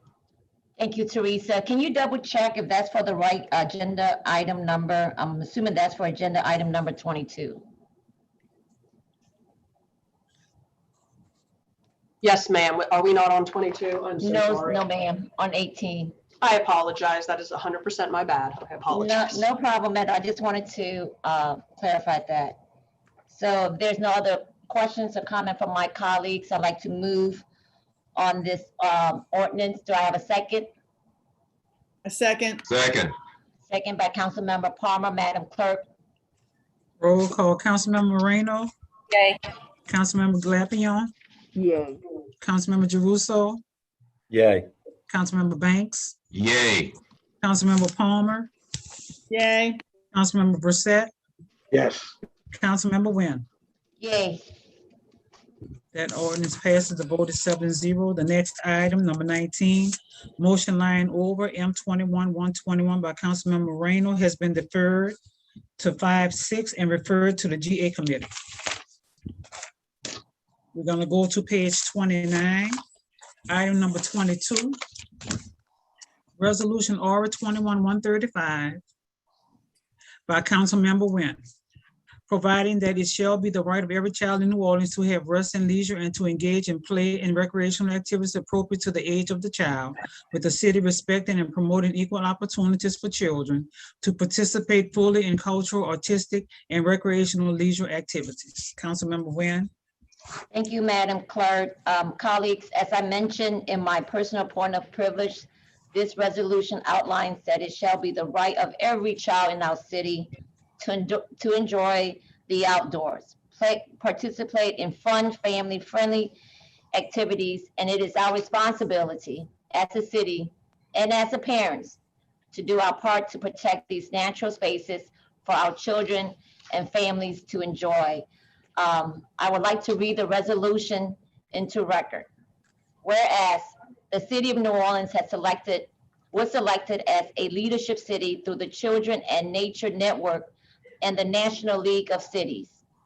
And whereas this effort was led by Sankofa Community Development Corporation, the New Orleans Recreation Development Commission, the Mayor's Office of Youth and Families, and myself in participation with Audubon Nature Institute and other community partners. And whereas childhood is entitled to special care and assistance and should be afforded the necessary protection so that children can fully assume their responsibility within the community. And whereas every child deserves a standard of living adequate for the child's physical, mental, spiritual, moral, and social development. And whereas recognizing that children, for the full and harmonious development of their personality, should grow up in a healthy environment. And whereas study shows that children who learn and play in nature are healthier, happier, and perform better in school. And whereas in our city filled with parks, trails, waterways, open space, and other natural space, and whereas in the wake of COVID-19 pandemic, ensuring children across our city have access to safe and healthy outdoor space is of utmost importance. And whereas every child in the city of New Orleans is entitled to the following inalienable rights. Now therefore, by resolved by the City Council of the City of New Orleans, that it shall be the right of every child in New Orleans to rest and leisure, to engage in play and recreational activities appropriate to the age of the child. And the city shall respect and promote equal opportunities for children to participate fully in cultural, artistic, recreational, and leisure activity. Every child in the city shall have the right to play in a safe place, climb a tree, catch a fish, picnic in a park, hike a trail, ride a bike, learn how to swim, discover plants and wildlife, gaze at the night sky, chase a firefly, plant a seed and watch it grow, harvest and eat a fruit or vegetable, watch wildlife, play in the mud, how fun that is, listen to a bird song, splash in the rain, follow animal tracks, build a fort, be alone in nature or share it with a friend, turn over a log, hold a frog. I don't know about that, y'all, but hold a frog, breathe fresh air, and discover the wild space of Louisiana. I hope that I get your support in adoption of resolution R21-135. Not sure if Sankofa, do we have any representative from some of our partners? Maybe not. Any comments or feedbacks from my colleagues? Councilmember Palmer. No, I just want to thank you. You can add my name. Thank you. That was a wonderful and joyous resolution. I like it. It's awesome. Thank you. Yeah, add my name too, Councilmember Nguyen, please. And actually, I agree with Councilmember Palmer. All the things that you mentioned, actually, I want to go do all those things. You know, that's sounds like a great afternoon. Sounds like a great challenge. that we should, who's gonna do all of this? Uh-huh. Whoever does it, I think wins as the council member about the children. Exactly. I love Right. it. Yep. Councilmember Banks? Cindy, also, if you would add my name, I've got 3 little boys, Logan, Stone, and Paco, that I can't wait to go out there, and I ain't turning into over too many frogs, but I will let them do that. There we go. So I'm glad to support. Thank you. Madam Clerk, if you could add Councilmember Banks, Moreno, and Palmer. Back to her. And Brosette, please. Brosette and Council Gaplion. All right, any other comments? If there's no other comments, any public comment, Teresa? Yes, ma'am, that one that I read. Should I Okay. reread it in? I don't know. Why not? Okay. And apologies to Sankofa for reading it wrong. So this one was from Tricia LeBlanc with Sankofa CDC. The famous naturalist E.O. Wilson said, "From the freedom to explore comes the joy of learning. From knowledge acquired by personal initiative arises the desire for more knowledge. And from the mastery of the novel and beautiful world awaiting every child comes self-confidence. Every child deserves and has the right to experience nature as a touchstone at the heart of their growth and development. Research shows time and time again that nature is the best teacher, companion, and healer for everyone, but its greatest impact seems to be on children. Exploring the outdoors, even in their neighborhood or backyard, can have lasting impacts on a child's psychological, physical, mental, cognitive, and social well-being. This Children's Outdoor Bill of Rights sends a message that New Orleans recognizes the value in outdoor experiences for children, and that the city believes that all children have the right to equitable access to benefits of nature." Thank you. Thank you, Teresa. If there's no other comment, I'd like to move on Resolution 21-135. Do I have a second? A second. Second by Councilmember Palmer. Roll call, Madam Clerk. Roll call, Councilmember Moreno, Yay. Councilmember Glapion, Yay. Councilmember Jeruso, Yay. Councilmember Banks, Yay. Councilmember Palmer, Yay. Councilmember Brissette, Yes. Councilmember Wynn. Yay. That resolution has passed. The vote was 7-0. We're going to go to page 30. Item number 25. Resolution R 21-139 by Council Members Jeruso, Banks, Gibson, Palmer, Brissette, and Wynn by request. Pursuant to the City Code Section 2-33C9, confirming the following appointments for the award of scholarships to the Tulane University as selected by Mayor LaToya Cantrell, finding that the individuals are well qualified and worthy of such selection under the criteria established in the City Code Section 2-33C1. Derek Leonard, Rooted School, Council District A. Darrell Lee at Nacar, Council District B. Tony Tran, Ben Franklin, Council District C. Jamal Wright, Landry Walker, Council District D. Chase North, Ben Franklin, Council District E. I'll move for approval. A second. Teresa, do we have any public comments? No, Councilmember, not until, no, Councilmember, not on this item. Thank you. Madam Clerk? Okay, roll call, Councilmember Moreno, Yay. Councilmember Glapion, Yay. Councilmember Jeruso, Yay. Councilmember Banks, Yay. Councilmember Palmer, Yay. Councilmember Brissette, Yes. Councilmember Wynn. Yay. The vote is 7-0. That resolution R 21-139 has passed. Next motion, M 21-146 by Councilmember Banks. Requesting City Planning Commission to conduct a public hearing to consider a conditional use to permanent and affordable housing plan development in an HU R1 historic urban multifamily residential district on square 240, lots 16, 17, 18, and 19 in the 4th Municipal District bounded by St. Andrews Street, Carondelet Street, Felicity Street, and Baron Street. Municipal addresses 1721, 1729, and 1735 St. Andrews Street. Thank you, Madam Clerk. I'm going to move for approval. Can I get a second? Second. Second. Thank you, colleagues. This is an affordable home ownership project.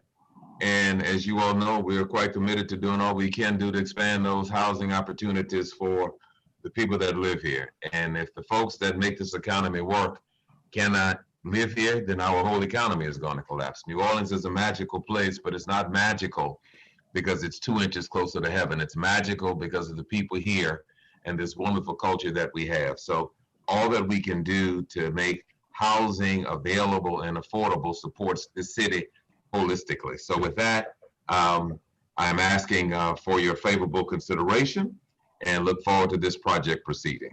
So with that, Madam Clerk. Councilmember Moreno. Oh, excuse me, we have public comments on this.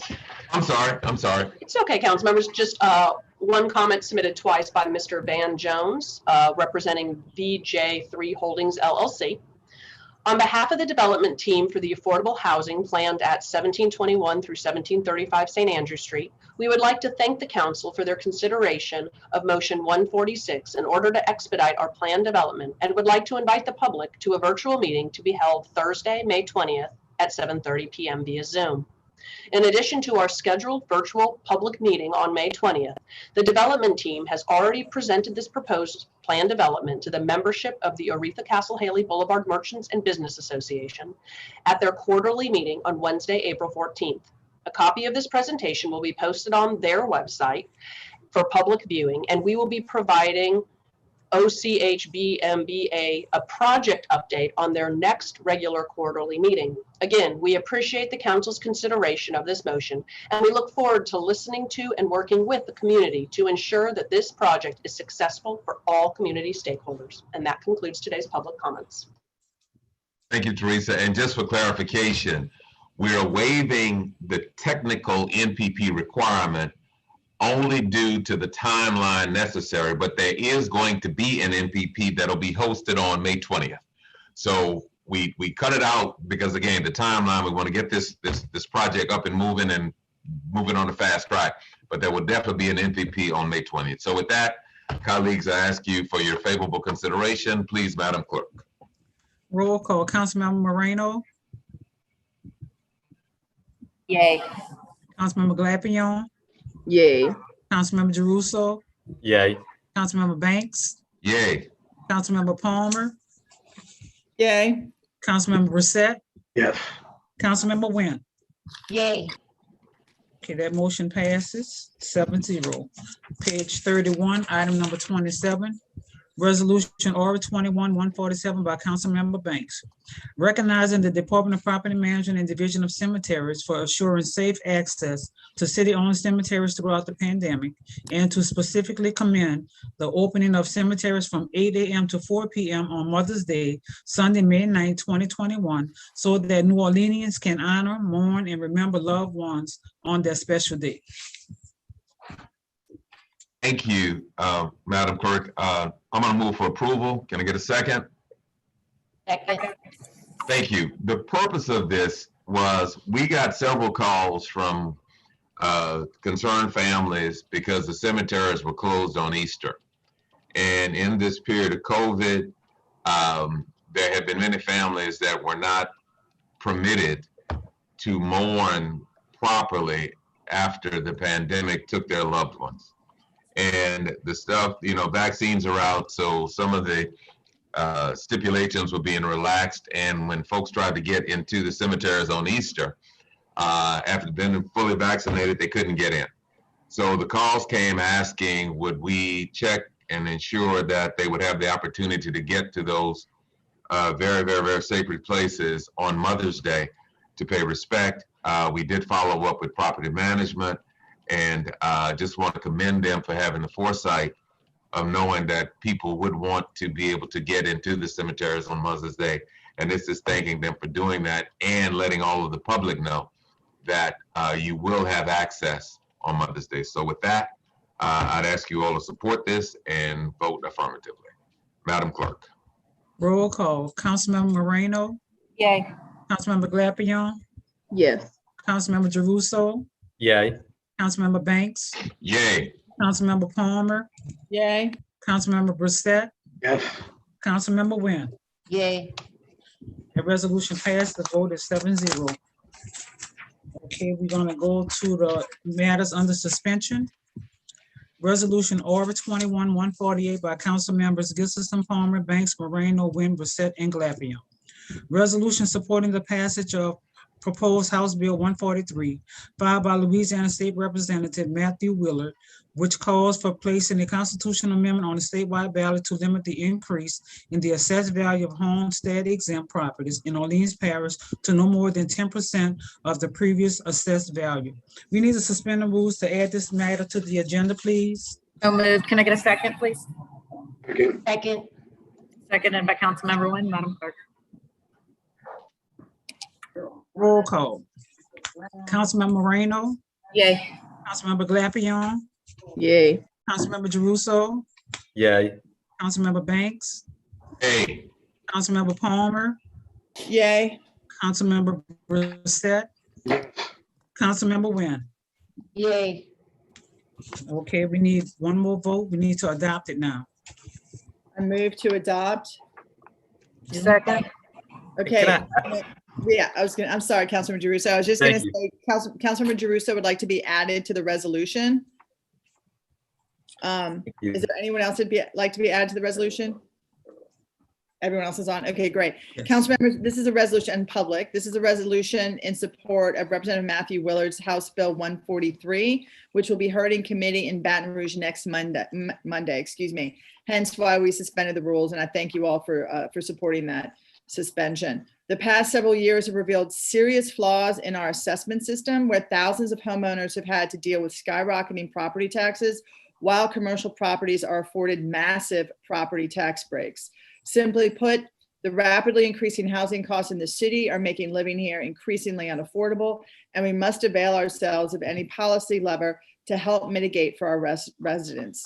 Representative Willard's bill proposes a vote on a constitutional amendment that would freeze Orleans Parish tax assessments from rising more than 10% in a 4-year assessment cycle. This cap would only apply to homestead exempt properties to ensure the financial impact on city finances is manageable. This simple change would help ensure that housing costs rise at a sustainable rate, making our city more livable for the people who make it great. So with that, I guess we call for the vote, clerk. Yes, I need to know who seconded, please. Was that Councilmember Jeruso? I can't I remember. had I think Gwen. I did, but it doesn't matter. I I'm mean, sorry, was that okay. you? But who was it? I think I did. I think Okay. Okay. but I really- Okay, Moreno that's seconded. fine. Okay, roll call. Councilmember Moreno, Yay. Councilmember Glapion, Yay. Councilmember Jeruso, Yay. Councilmember Banks, hey, Councilmember Palmer, Yay. Councilmember Brissette, Yes. Councilmember Wynn. Yay. The vote is 7-0. That resolution passes. Okay, now we're gonna motion to suspend the rules to introduce the ordinances on first reading, please. So moved. Can I get a second? Second. Oh, Okay. that was like everybody. I think Councilmember Palmer got it first, though. Okay, Councilmember Moreno, Yay. Councilmember Glapion, Yay. Councilmember Jeruso, Yay.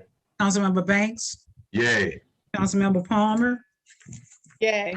Councilmember Brissette, Yes. Councilmember Wynn. Yay. Vote is 7-0. Ordinance is on first reading. Ordinance on first reading. Ordinance calendar number 33,296 by Councilmember Brissette by request. An ordinance to amend ordinance number 28,551 MCS as amended, entitled an ordinance providing an operating budget of expenditures for the city of New Orleans for the year 2021 to transfer funds from the French Quarter Improvement Fund to the Department of Police to fund a sergeant position and purchase vehicles to expand patrols within the Department of Police 8th District and otherwise to provide with respect thereto. Ordinance calendar number 33,297 by Councilmember Brissette by request. An ordinance to amend ordinance number 28,551 MCS as amended, entitled an ordinance providing operating budget of expenditures for the city of New Orleans for the year 2021 to transfer funds from the Chief Administrative Office and Miscellaneous Program General Fund to the Mayor's Office of Youth and Families to fund 100 seats to the New Orleans City Seats Program, which provides high-quality child care to low-income families with children ages 0 to 2 years and otherwise to provide with respect thereto. Ordinance calendar number 33,298 by Councilmember Banks. An ordinance to establish a conditional use to permit the retail sale of packaged alcoholic beverages in the MU2 High Intensity Mixed Use District on Square 82, Lot 82-C-1 in the First Municipal District bounded by Orange Street, St. Thomas Street, Religious Street, and Richard Street. Municipal address 634 Orange Street, Suite A, and otherwise supervised with respect thereto. Zoning docket number 1321. Ordinance calendar number 33,299 by Councilmember Banks. An ordinance to establish a conditional use to permit a hotel with live entertainment secondary use in a HUB1 Historic Urban Neighborhood Business District, the LAS LaSalle Street Overlay District, and the Enhancement Corridor Design Overlay District on Square 333, Lots 2 and 3, in the Fourth Municipal District bounded by LaSalle Street, Washington Avenue, 6th Street, and South Liberty Street. Municipal addresses 2836 through 2842 LaSalle Street, and otherwise supervise respect thereto. Zoning docket number 2121. Ordinance calendar number 33,300 by Councilmember Gustafson Palmer. An ordinance to amend and reordain Article 18 of Ordinance number 4264 MCS, amended by Ordinance number 26,413 MCS as amended. The comprehensive zoning ordinance of the City of New Orleans to establish the Algiers Riverfront Overlay District to ensure that certain uses and designs are compatible with and preserve the character and integrity of Algiers applying to all lots, except for those on neighborhood open space or S-N within the following boundaries. From the Mississippi River at the Orleans Parish Jefferson line to Brooklyn Avenue, continuing along Brooklyn Avenue to Powder Street to the top of the levee, continuing along the levee to Morgan Street, continuing along Morgan Street until Patterson Road, continuing in the downriver direction along Patterson Street right of way to the Bermuda Street right of way, and from Bermuda Street right of way north to the Mississippi River, and to rezone the areas therein designated as MU1 to HUMU zoning, excluding Square 9, bounded by Morgan Street, Segan Street, Bounty Street, and Delaron Street, and otherwise supervise respect thereto. Zoning docket number 321.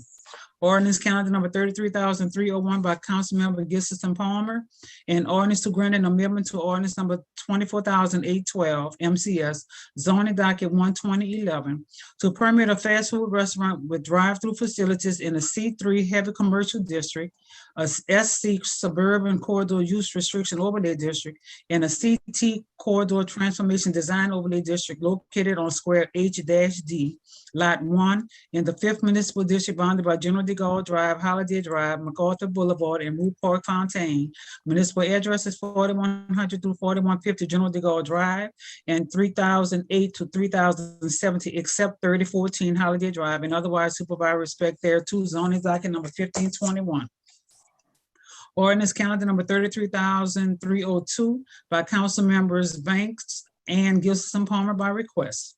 An ordinance to amend to amend and ordain Article 1 of Chapter 26, Section 26-15, Chapter 1 of the Code of the City of New Orleans, the International Building Code, to add Section 122 to require that prior to the issuance of certain building permits and prior to the issuance of certain certificates of occupancy, any contractor responsible for construction projects shall conduct video or photographic inspections of existing sewer and drainage lines, catch basins, storm drains, gutters, hydrants, sidewalks, curbs, manhole covers, culverts, head walls, green infrastructure elements, and other public infrastructure abutting or in the immediate vicinity of the construction site as determined by the directors of public works or safety and permits or his or her designee, to require submittal of the video or photographic inspections, to assign responsibility for repair of any damage identified and documented by said inspections, and otherwise supervise with respect thereto. Ordinance calendar number 33,303 by Councilmember Wynn. An ordinance to amend and reordain the entirety of Article 12 of Chapter 162 of the Code of City of New Orleans relative to the city's toll allocation list, to remove the use of toll zones in the cities, toll allocation program, to provide a revised procedure for the toll allocation program, to establish fees, penalties, and other requirements, and otherwise to provide with respect thereto. Ordinance calendar number 33,304 by Councilmember Gustafson Palmer. An ordinance to amend and reordain section 162-1634 and ordain division 8, section 162-1670 for the purpose of defining pedal carriages and forbidding the operation of pedal carriage or the offering of transportation for hire in a pedal carriage within the city of New Orleans and otherwise to provide respect thereto. Ordinance calendar number 33,305 by Councilmember Moreno. An ordinance to amend and reordain section 102-115 of the Code of City of New Orleans to provide for the exception to the article allowing for the sale and possession of fentanyl test strips and otherwise to provide with respect thereto. That completes all the ordinances on first reading. Thank you so much, Ms. Temple. Appreciate it and appreciate you taking over for today. Thank you for your good work. With that, I will entertain a motion to adjourn. So moved. Moved by Councilmember Nguyen. Can I get a second? Second. Seconded by Council Vice President Glapion. Madam Clerk, you can call the final roll. Roll call. Councilmember Moreno. Yay. Councilmember Glapion. Yay. Councilmember Jeruso. He left already. Councilmember Banks. Hey. Councilmember Palmer. Councilmember Brissette. Yes. Councilmember Nguyen. Yay. Wait, we're yay. We're both Yay. Okay, the vote is 7-0 to adjourn. Thank you so much, everyone. Have a great day. By the way, your mask. Thank Get you. a vaccine and continue to wear your mask. We're not out of this yet. Be safe, everybody. Do the same.